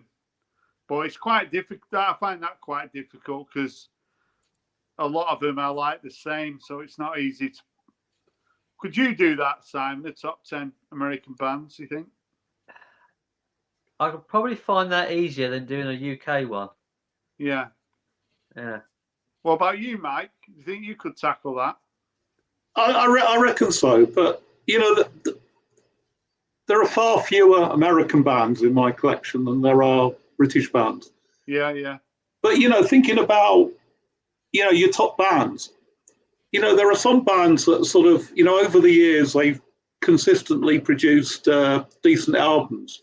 Yeah. And then there are other bands that, might have produced only one really brilliant album. Yeah. So how do you sort of rank those, really? How do you compare them? Yeah. Depends how much you love that one album, doesn't it? Well, yeah, absolutely. I would imagine a lot of people, not a lot of people, but maybe people would have Nirvana in the top 10, but they're nowhere near mine. No, that it didn't even make my top 100, I'm afraid. No, what about you, Simon? Are you a Nirvana man? I do like Nirvana, yeah. Would they make your top 10 then? Yeah, you think? I don't know. Maybe just maybe. Yeah, maybe just on the end. I'm sorry for asking all these questions. I mean, for me, Nirvana, it's one album, and then it's not one of my all-time favourite albums. Right. All the rest, it just sort of like I just don't really know. Don't know. I've never been bothered, to sort of investigate them. I mean, if I was doing a top 20, then I think, yes, it definitely would. But top 10, I'm not so sure. Mm. You see, I think, like Nirvana, their debut album was terrible. See, for me, one of the best Seattle debut albums is Pearl Jam's 10. Yeah, I was going to talk about them because, like Pearl Jam, Soundgarden, Nirvana, all those like Sonic Youth, those bands, I never invested any time in those bands at all. Right. So maybe I'm missing out on something. I don't know. I think you have to be a bit careful with Sonic Youth because some of their output is a bit dodgy. Right. But that's a brilliant. Of course, you did it. You ranked them, didn't you, Ian? Yeah. What about Soundgarden? Yeah, I like them. They're highly rate them. I think they're better than Nirvana. I would have Blink-182 Oh, in I'd say the so. top 10, Yeah, definitely. yeah, and Pearl Jam definitely. Alice in Better. Chains, they were a good band. Yeah. They come above Nirvana. I mean, Yeah. Nirvana are a very important band in grunge. You can't deny that. Oh Yeah. yeah, definitely. As Yeah. musicians and songwriting, Pearl Jam and Alice in Chains, got Soundgarden, and Beach Radiohead. Boys, Tom Petty. There's loads of them, isn't there? Yeah. Yeah, you like Tom Petty, don't you? Yeah.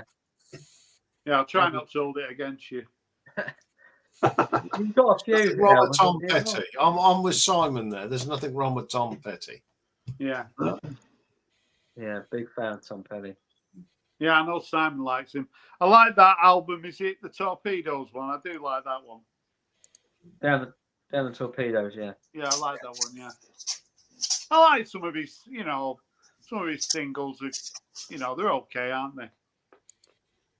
I know Simon, you picked up quite a lot, haven't you, over the last couple of years? Sort of 7 inches, and paid a bit of money for them, haven't you? I have, yes, as well as some of the box sets and things. Yeah. Yeah. I have. What about you, Mike? I've never heard you waxing lyrically about Tom Petty. Well, because I think he's all right, and that's all I can say really. Yeah. I did see him once, and I can't remember. I can't remember which festival it was. It was either. Yeah. I think it was when I saw Bob Dylan. Yeah. At Blackbush. Right. But it could have been on Epworth one. That makes sense because they've always been buddies, haven't they? So yeah, I've got a program for it somewhere. So yeah, I'm pretty certain that's what it was. Tom Petty and the Heartbreakers were a backing band for him at one time, weren't they? In the 80s, yes, I think. yeah. You see, I thought no, he wasn't. He wasn't a Blackbush. So I can't remember. I've seen him once, and I was definitely at some sort of festival. Back in mid to late 70s. Yeah. Going back to first hit in the UK, didn't he? Tom Petty. Yeah. Didn't do very well in the charts, but it was first released over here, I think, before anyone else. See, I remember when Tom Petty played Live Aid, and I thought he was one of the best American. They were one of the best American sets. The sound was perfect for them. I don't know what they'd done, but they were so good. I remember sitting watching. I thought this is the best American band I've seen on Live Aid from America. Yeah. Yeah. All right. Very good. Has that just got the British stuff on it? No, it's got all the crap American stuff on. Got a REO Speedwagon on here. Kenny Loggins, remember him? Footloose. Yeah. Footloose. Tom Petty and the Heartbreakers are on, yeah. And Hall & Oates, The Cars, Crosby, Stills and Nash, Joan Baez, Mick Jagger. So were the Stones not on, but Mick Jagger? I can't remember me. Mick Jagger's here, but the Stones aren't. No, I think that may be the time that him and Keith had a big fallout. Yeah, because that would have been a good opportunity, wouldn't it? Yeah. Ozzy played with Black Sabbath for the first time in many years. Jimmy Page went on stage pissed as a rat. And still managed to play the guitar solo of Stairway to Heaven. Phil Collins played twice, didn't he? Yeah. Yeah, he did both sides. Yeah. Yeah, it's a good set, this. Yeah, so what did Joan Baez do? I didn't realise she was there. Yeah, Teddy Pendergrass, George Thorogood, Judas Priest, they were on. Right. Kinky D, Eddie Hendricks, David Ruffin. I'm just trying to mention all the people who know one. Albert Collins, who's that? Tell me who that is. bluesy, isn't he? He's playing Sounds Albert bluesy, Collins. doesn't he? Sort of funky. Yeah, Right, okay. soul funk. You know. Yeah. Well, it's got Keith Richards on here, so Keith Richards must have been on as well, but not with Mick Jagger. But yeah, Yeah. who watched Live Aid then? Who watched it? Yeah. Yeah, I watched it. Yeah. Yeah. Yeah, my cousin went to it. Yeah. I was at Wembley Stadium. Yeah. Ian, you know, you were saying earlier you spent £20 on a second-hand record quite recently. I did the same last week, and this is what I got from the record shop. Oh yeah. Horrormania. Yeah, 21 Yeah. quid it was. So Is it an original? it's an original. Yeah, That's a big. you've got the price sticker on there. That's a good album. That is. I prefer that to Hysteria. I haven't got it on anything else, so it's nice No. to finally get it on vinyl, you know. But yeah, really nice condition as well. Yeah. Have you heard the album? No, I haven't. No. I Okay. haven't. The last track, when it does this thing at the end, it makes this like a repetitive thing. Don't worry, it's part of the song. It's not the knackered record. like most of us found out when we brought the album back in the day.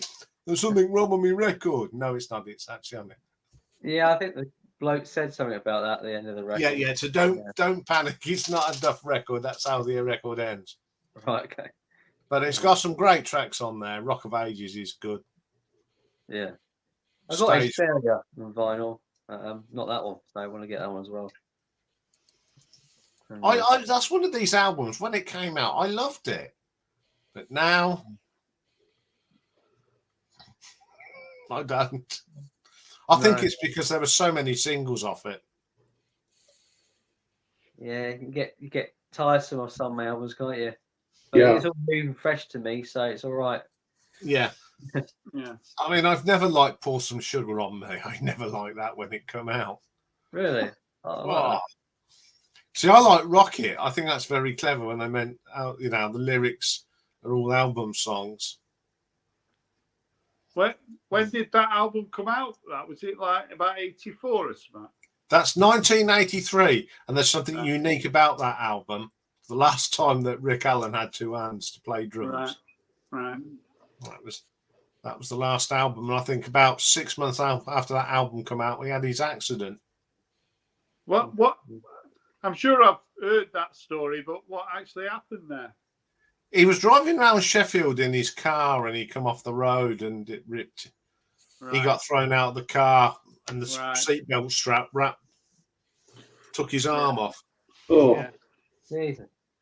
Yeah, but he was more determined to play on. I mean, I went to see Def Leppard on about the third gig of the Hysteria tour at the Leicester de Montfort. And to start with, all we were doing was watching Rick Allen. And about halfway through, you forgot that he'd got one hand. Yeah. And, when I last saw him, he's still a brilliant drummer. Yeah. It makes it extra special because when he's doing the snare stuff all on his foot, and it's just.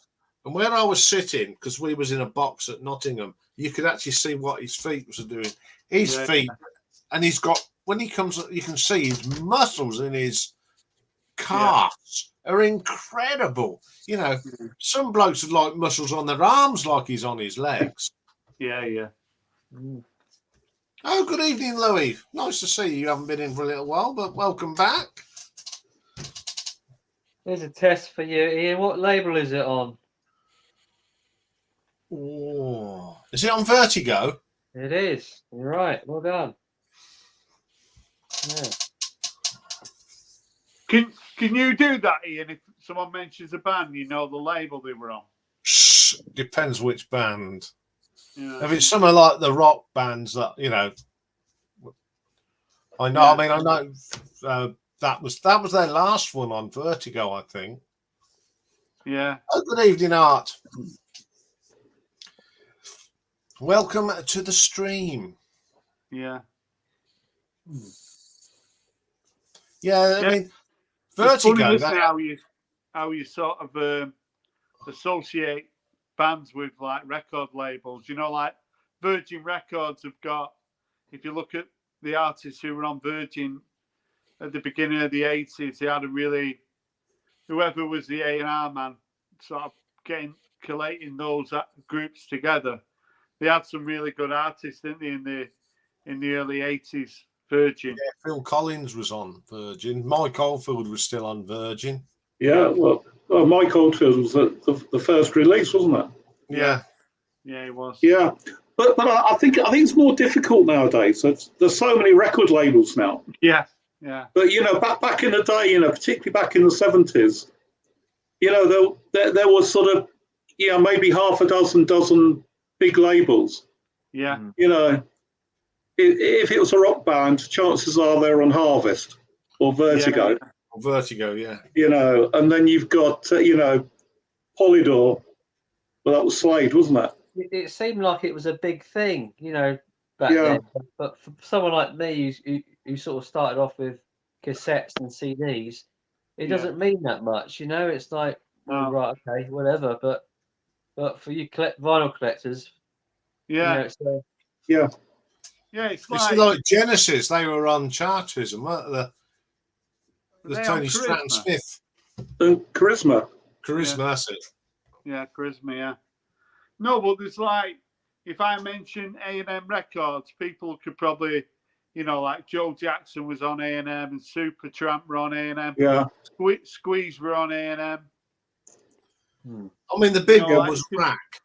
R-A-K, Rack. If you So there was was that Mickey Most? That was his label, yeah. Yeah, and then RCA, of course. You got Sweet were on them, weren't they? Yeah. What were the Police on? A&M. A&M, yeah. Yeah, you can just mention a band and straight away we'll tell you what label they were on. It's a bit random, isn't it? Yeah. I mean, not forgetting Stiff, of course. Yeah, lots of great. I mean, Stiff, wasn't there? They were one of the sort of stalwarts for punk, weren't they? Punk and new wave. Yeah, they sort of independent, weren't they? It's like when thrash metal, it was Roadrunner Records that brought on the thrash metal scene. Yeah. That's one of the things I like going around record fairs, looking at, especially 60s singles. I love looking through 60s singles because you got MGM and his Master's Voice, you got the Blue Master's Voice, you got the Purple. Capital, yeah. And Top Rank. Yeah. Parlophone, Decca. Yeah. Pie. London Records, is it? Liberty. That's another one. Yeah, Liberty Records, yeah. And it's like I went to a wedding and I met he was the AR man for, was it Oriel Records? Oh yeah. Yeah, the label that signed the Sputniks. He was responsible for that. Oh dear.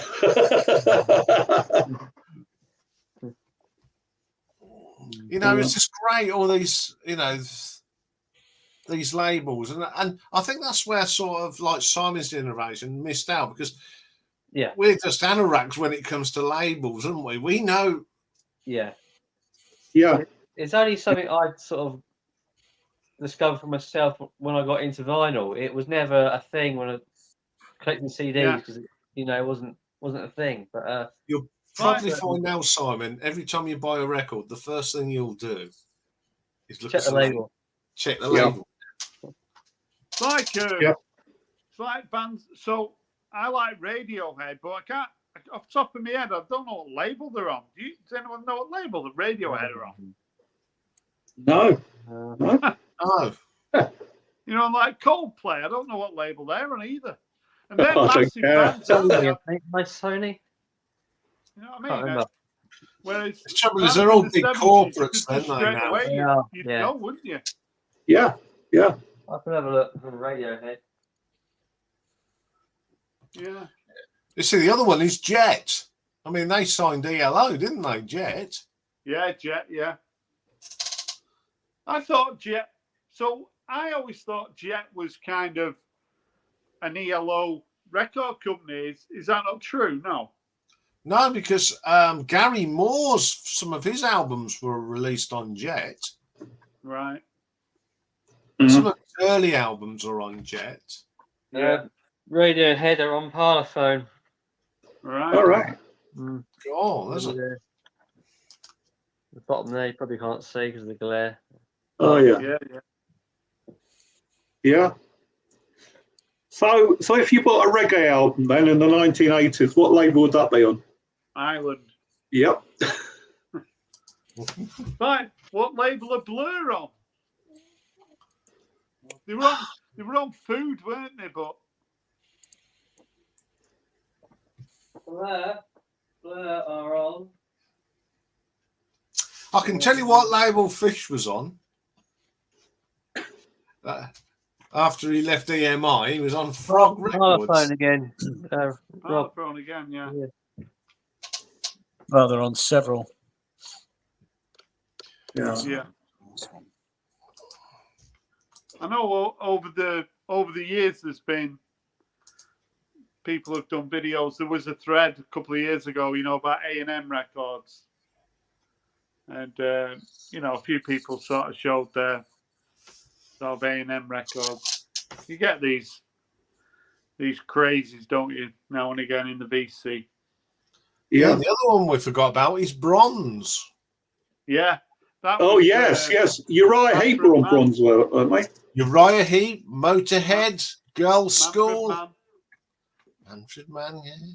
Oasis were on 2 labels. Do you remember who they were, Rob? Who?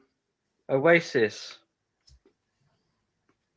They had one label, didn't they? And then they went to another label. Creation was the first, yeah. Who was the second? After Creation, I can't remember. Who is it? Big Brother. Ah, yeah, Big Brother, yeah. See, these names mean nothing to me. That must be a subsidiary of somebody.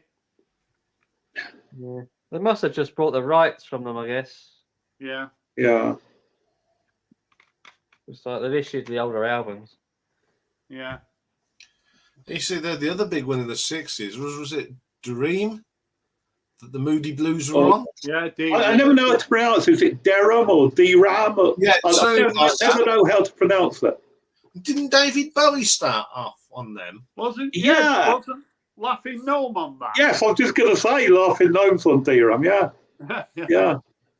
Yeah. Don't Tell Richard McCook, but that's one of my favourite David Bowie songs, that. Yeah.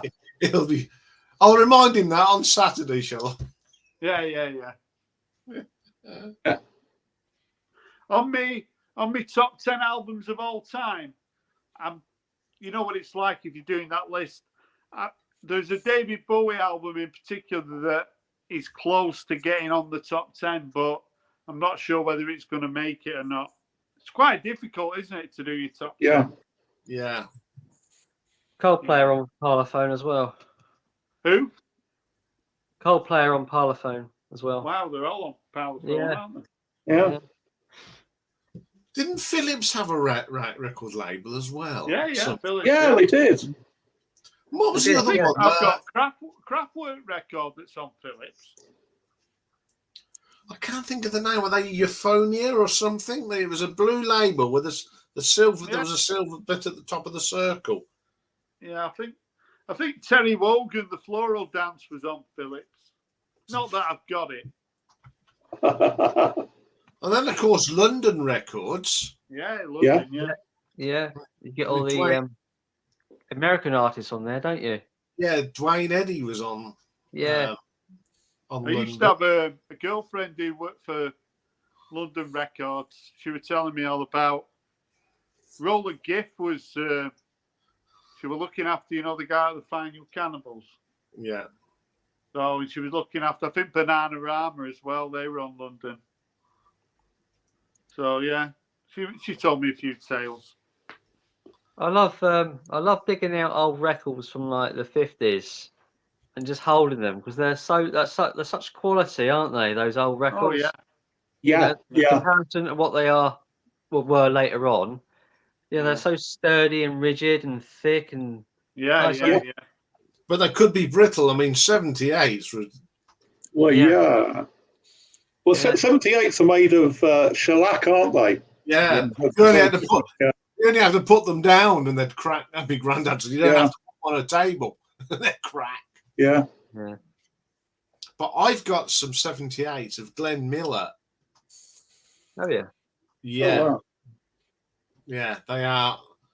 They're in a very safe box that's padded and foamed, and I've got Tuxedo Junction, In the Mood,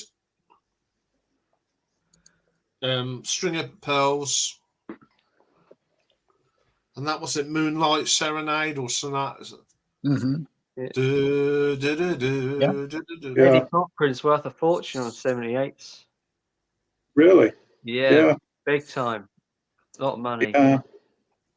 Yeah. I've got a real soft spot for sort of, 40s and 50s big band music.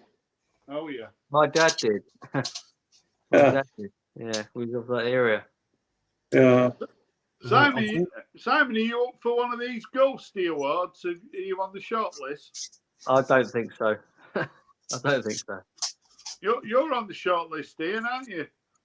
Unfortunately. What about, You're going to tell them to you, put it where the Matt? sun don't shine. Well, I've already said that. Oh, right. I've said nothing to do with it. I don't want to be associated with it. I mean, I wish her all the very best in running it, but boy, it'll either be an absolute success or an absolute flop. It's so much work. Is there an actual reward or something? Like, Yeah. There's going to be an award. Yeah. What is that going to be then? What, the award? Yeah. I'm not too sure because I've not been watching it that much in the last week. I've been catching bits of it, so but I think they are going to be giving out actual sort of award. I think I'm up for a few awards. Even now, Rocky's up. Speech ready. Even now, Rocky's up for an award. Oh yeah, Rocky should Really? get one. Yeah, best dog or something. I don't know. No, I did go in because she actually named one of her things, Fury and Northands. Yeah, that was it. Yeah. I did go in and stuff them, but I just don't want to be nothing to do with it. But personally, I do think it's kind of a step in the right direction. If it's handled correctly, I think it's quite a fun kind of thing to do. If you try to not bring any sort of any toxicity or anything, they're trying to. I mean, obviously there might be little bits because Wax is there and he's a turd, but I don't want an award that he's gonna because he was thing. And I'll say it wasn't a meltdown. I just told the world what he was. Yeah. And I fully agree with every word you said, Ian. He's an absolute turd. Yeah, he's a twat. No, I don't care if he sees this. I don't care. I don't particularly like you, Wax. I've got nothing against Rachel, but no. But that place will not be. And there's one or two people in that gallery that need to be hung, drawn, and quartered. But yeah, and that's I said my piece about that channel, and I'm sticking to my guns. I've got principles. I mean, I really don't want to know the answer to this, but I don't know what the categories ended up as, but I thought when they first started talking about it and the whole idea, everything seemed to be negative. No, it's not negative now. Right. I don't agree with you, Rob. I think, for someone like Ian who has said his bit on that stream, Yeah. And he probably isn't proud of what he said. He doesn't want to relive it through some poxy reward thing, you know. Yeah, He doesn't yeah. want to hear about it. He wants to No, move I'm on. proud of what I did. Don't worry, Simon. No. And I think the show should move on as well, you know. Yeah. Yeah, Keep yeah. reliving all this stuff. Yeah, I It's- think, but it is quite funny, isn't it? You know, so. Yeah. Oh, I mean, yeah. meltdown, it sounds like I've lost the plot. I mean, it's not worded right. A meltdown. That was not a meltdown. Yeah, but it's like a tabloid kind of headline, Yeah, it's- isn't it? Just to sell it. And I hear it's just the Patreon are going to vote for it. Yeah, that's a bit crap, isn't it? Yeah, it's. So I just want to know how am I going if I win it, I'm not going on. And I don't want anyone. She said, well, someone you can be accepted on your behalf. I don't want that either. You go on and just, you know. no, don't But go on. Ian, I'm not you going go on. I'm not going on. You you're playing into the hands of these, low lights who are in the peanut gallery. Whereas if you go on and say, "Oh, this is a great moment in my life," be a bit sarcastic, then they won't know what to do because they won't be able to sort of accept that you've not sort of. They love it that you don't want anything to do with it because they're getting a load of like free laughs out of it, aren't they? I think that the only way I'd go on it is if I delivered an unacceptance speech as good as Geoffrey Howe did when he resigned from the government. Oh yeah. But But Michael's got the right idea, I think. Yeah. No, I'm sorry. I just don't. I just don't want to do it. And if they get someone, I won't even watch it. So Come on, Ian, you are definitely watching it. We'll see. We'll see. I'd rather watch paint dry. Oh, come on, Ian, you'll be watching it. Yeah. Right. Okay. We're going to take bets on this. I don't We're going think to take there's bets on anything this, wrong Ian. with saying you're going to watch it. It will be. Yeah. Of course he is. It's going to be on at some stupid hour when I'll be tucked up in bed and I ain't going to get I'll up. watch it as long as it's not on Channel 5. You'll watch the highlights though, Ian, won't you? Yeah, watch the Nope. highlights. Yeah. Yeah. I'm sticking to my principles. I said the place was toxic. It's toxic, and that's it. And no offense to Rachel. Yeah. No Oh, offense to Rachel, but I just don't want nothing to do with it anymore. yeah. Don't blame you. Yeah. Don't blame you. Yeah. That's the way to grow your channel, Rob. I know. I Yeah. might look at tomorrow and see what her title is. Yeah. Anyway, Ian, I think you should only go on if they send a limo for you. Absolutely. Yeah. Fly me out live, first class, paid by Waxed. Yeah. Is Michael Ricefield? Is he up for an award? I don't know. I haven't asked him. Yeah. I could think of a few things I'd like to give him. Oh, Oh, fighting dear. talk. Well, there you go, Michael. Challenge thrown. He won't come No. on. He's lost his nerve, hasn't he? No, Nah, he's the not answer's on no. board. He's not up. No, no. It's a definitely a no from me. Yeah.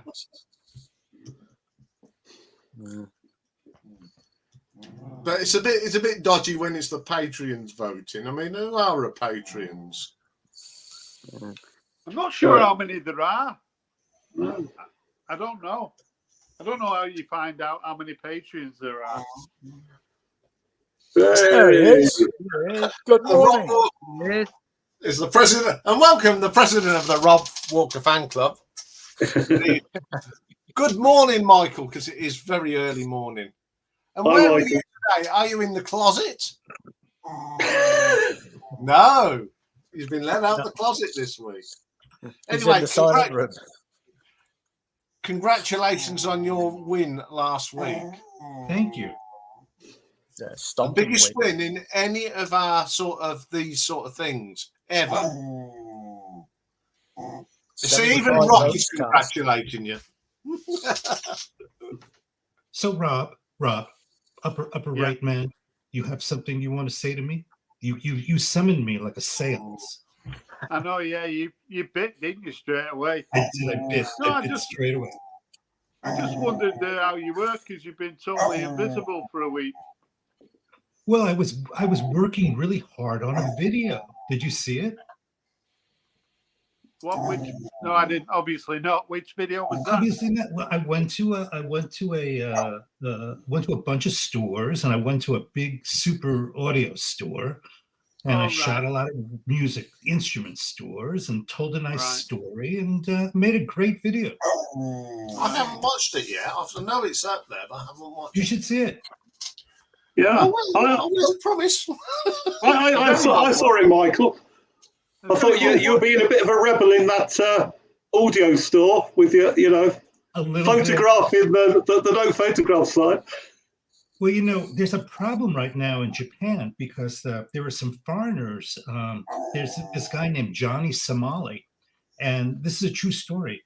He went on to subway trains and he started like filming himself screaming and singing on Japanese trains, and then going on to construction sites. So there's this like wave of people in Japan who are making YouTube channels, who are trying to get noticed, and they're doing like illegal things and getting arrested.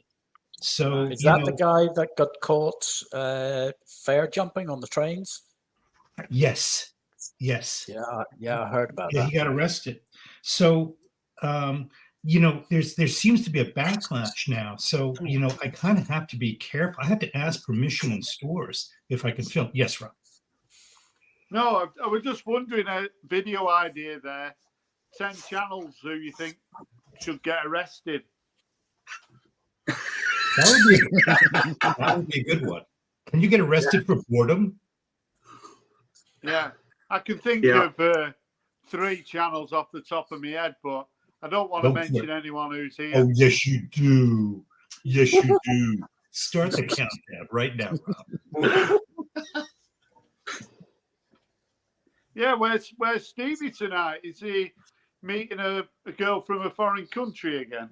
He's got some chores to do, I believe. Right. Okay. Is he going to make a short about it? Make a short about what? About you? No, about his chores. Probably no. It's all about the who. It is, isn't it? Who? The who. He's a who shorts factory. He is, isn't he? Yeah. I was doing research this week about channels that have got a lot of subscribers that they've gotten through shorts. There's quite a few of them channels, isn't there? Stevie's one of them, definitely. Yeah, and I can't remember. Is he called John's Music Passion or something? Okay. I think he's someone who's built his channel on shorts. And then there's a few I was looking at because I'm subscribed to them, and then I go on the channel and no one's watched the videos, and then I go on and they've got like 3,000 subscribers, and I'm thinking, how have they done this? But it's through shorts, they've got loads of shorts on the channel. Yeah, I'll tell you, shorts are a lot of work. They're a lot of work and very little reward. I'm kind of going to take a break from making them. Yeah. Why would you say they're a lot of work? I don't understand. I mean, there's less work.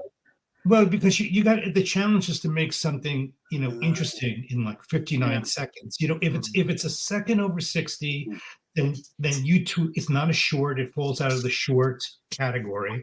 So if you want it to be a short, it's got to be just under 60 seconds. Yeah. And so sometimes something gets cut out that's really important. So that's what I mean. It's like it's a lot of detail work. Yeah, I suppose, but you can always edit it, can't you, to fit in the. What's that? Edit it to fit in the 60 seconds, can't you? It's a lot of work. Yeah. But you've got to make it mean something, haven't you? in under 60 seconds. Yeah. It's got to stand And out. like you say, Michael, you could edit out, one of the salient points, and it becomes gibberish. And they have to loop, I mean, a successful short has to loop. That's, when you think about it, it takes a while. Sometimes I spent like over an hour on a short, and it's like, geez, it's a lot of work. Yeah. Yeah. So long. I think another thing when you like the ones I do is when you got 8, 9 tracks or 10 tracks, you've got to know equal amount to get the right, and then you have to pick the right bit, and that's the fiddly bit. But I had a lovely comment up on my shorts this week. The other week I put up Mike Oldfield's Amawak, which is 45 minutes of just music. It's not one track. He said, you missed out all the best bits. And I said, so you can only get so many bits in 60 seconds. It depends on what you do, though, doesn't it? I mean, if it's a Rob Walker short, then it's just him on the phone of the TV, isn't it? It's done quick. But if you've got a lot of editing and stuff, then yeah, that is different. Yeah, but who wants to watch that?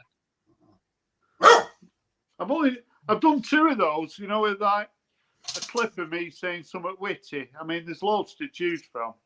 And you get like, one's got 1,600 views and one's got 600 views. So somebody's watched them, haven't they? But I don't think it. Yeah, and then I get people who watch that short, then come and find the actual video and watch the stream. So it's a win-win all round. Actually, Rob, if you did like some short clips of yourself, just like going off on the BC, I think those would be funny. Just like like a daily missive. What number of videos a year should someone who's sane do? So anyone because there's a lot of insane people in the VC, isn't there? You could give life advice and stuff, Rob, like people who are, Yeah, but how many videos? I'm not talking about Iain here because he's like a bit rogue. But like someone who's showing records and got a channel. How many videos have you done this year, Simon? You've done about 30, something like 40, maybe. Yeah, about that. Yeah. I don't know how many. How many have you done this year? Me, a lot. I mean, I'm retired, Rob. I got the time to do it. So to answer your question, I think one a week is more than enough. Yeah. One a week's good. Yeah. I'm probably doing about 2 to 3, including shorts now. Yeah. A week. Yeah, because I'm always kind of like wrestle with myself because I don't want to put too much content on my channel. So I don't really do that many videos. It's not that I haven't got ideas for videos. I just think I want to put a video out and give people a chance to watch it because there's that many different channels. But then is he called Mega Jeff's? I can't remember his channel. Mega Jeff something. And he's done about 180 videos this year so far. That's a lot of videos, isn't it, in a year? See, I always think if you put a video out, then like a day or 2 later, you put another video out, you can tarnish the views of the previous video because they will want to see your new one and you'll quickly forget about your old one. I always think that might be a thing, Yeah. Dave's found out I've done 462 listed videos.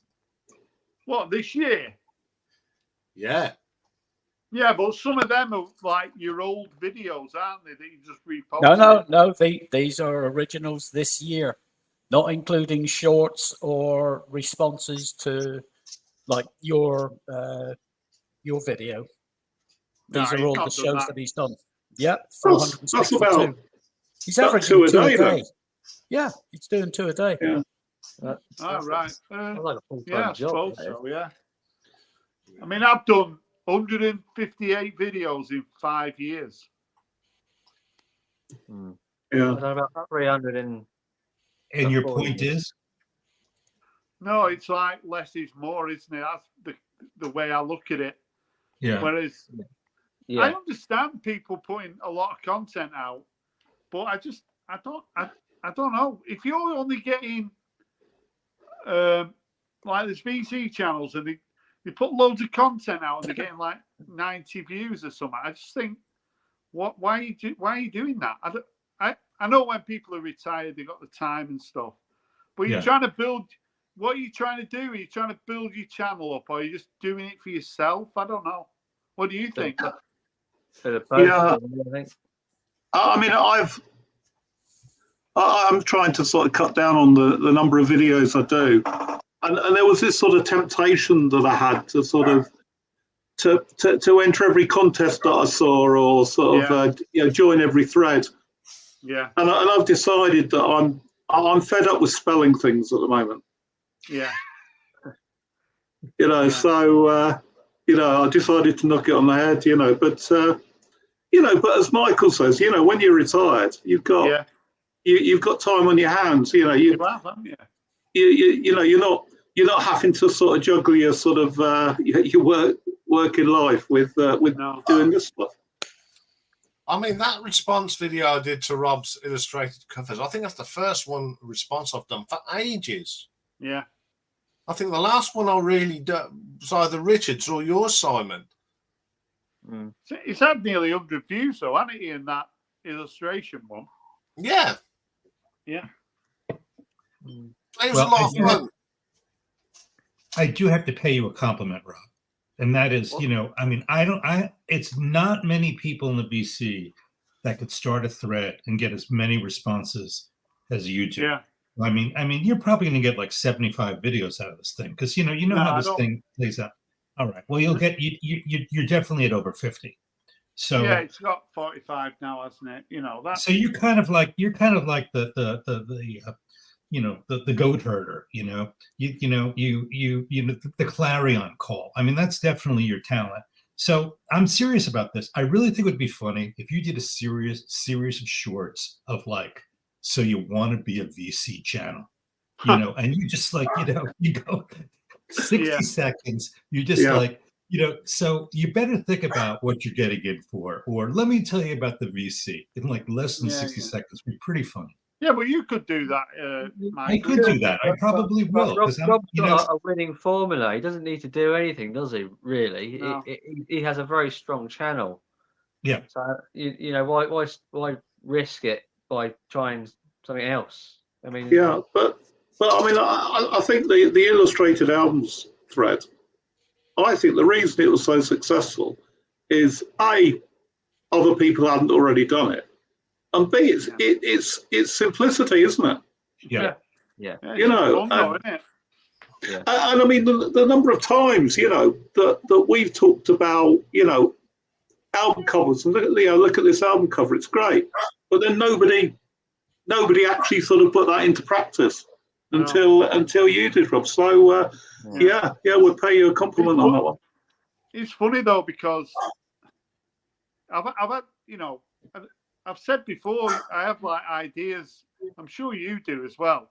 I've been sitting on that for like about a year, thinking when am I going to do it? Because I just thought that'd probably be quite a good one to do. And in the meantime, someone else could have just come up with the idea. But there's so many ideas out there.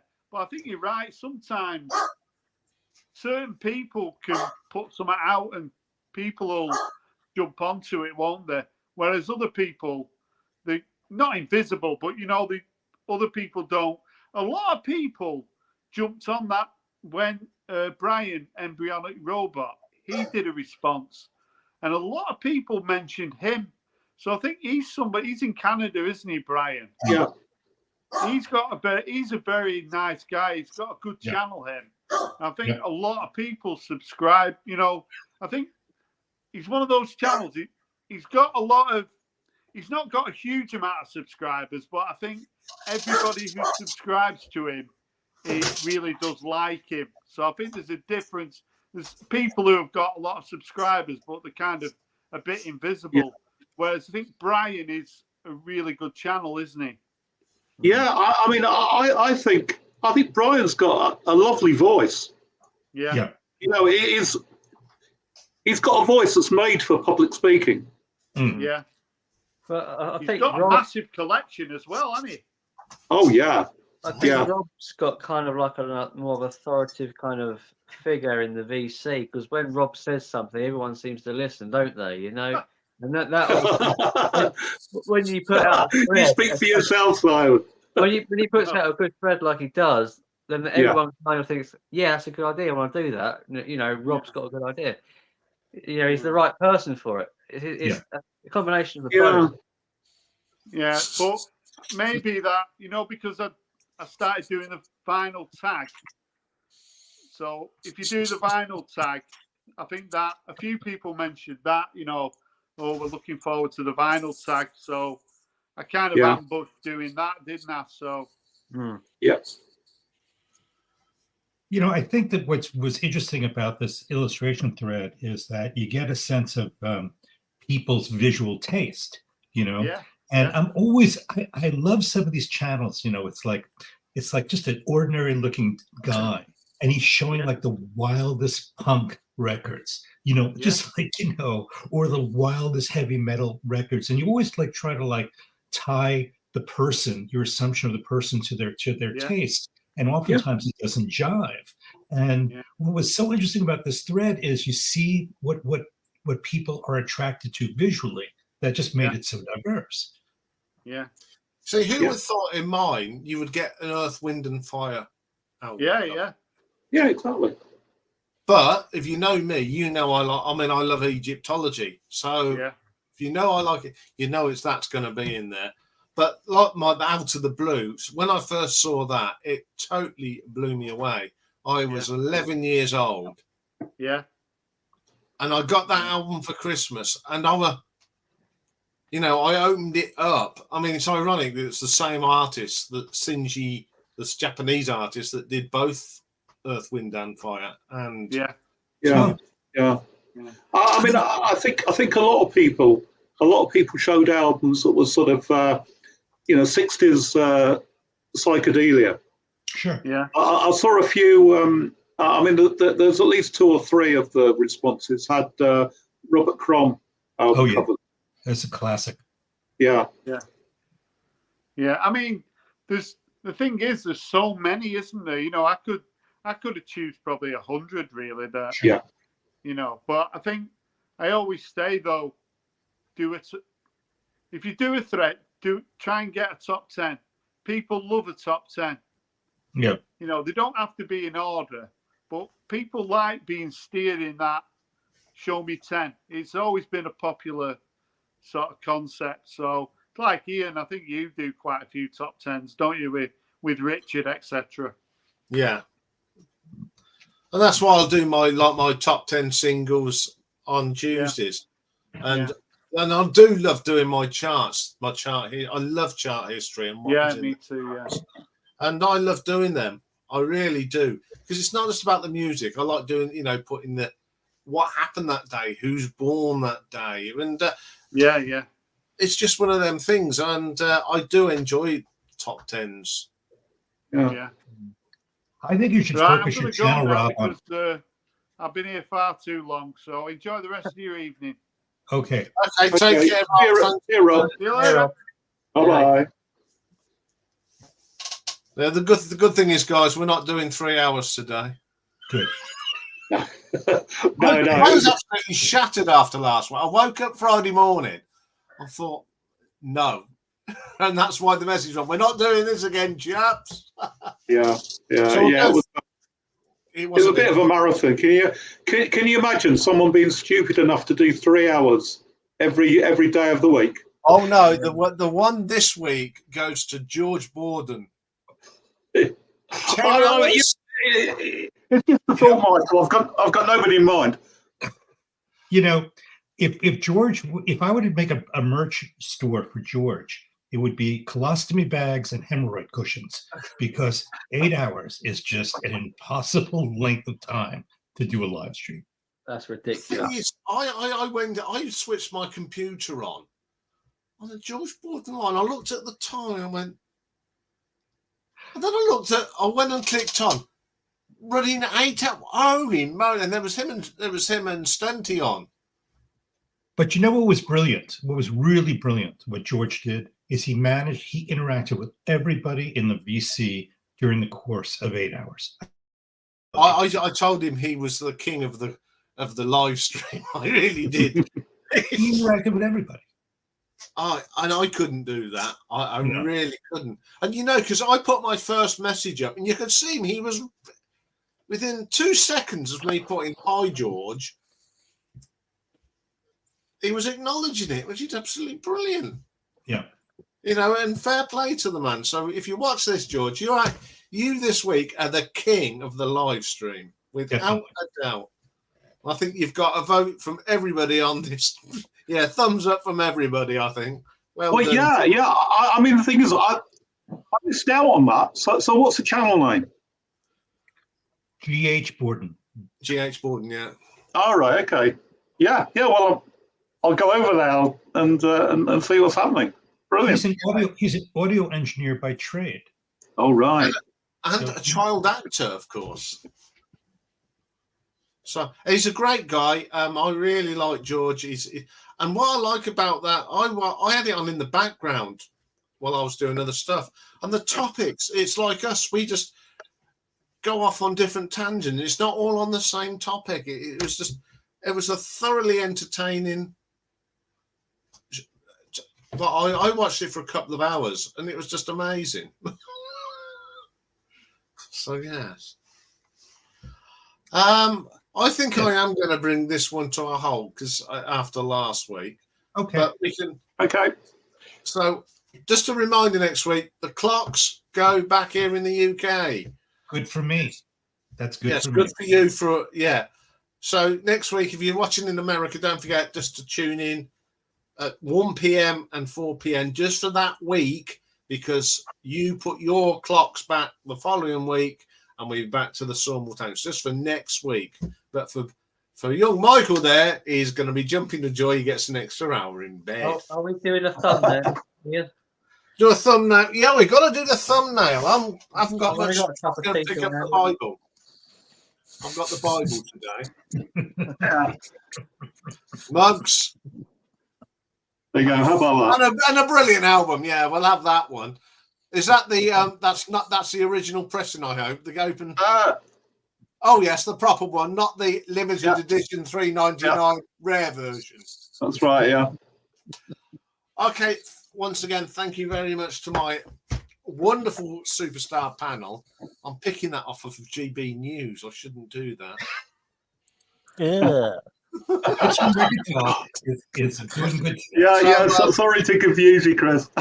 Yeah. So thank you very much, guys, and thank you much in the gallery. It's always a pleasure. See you all next week for Greenwich Mean Time. Bye for now, folks. Yeah. Bye-bye. EMT, UTC. Good night.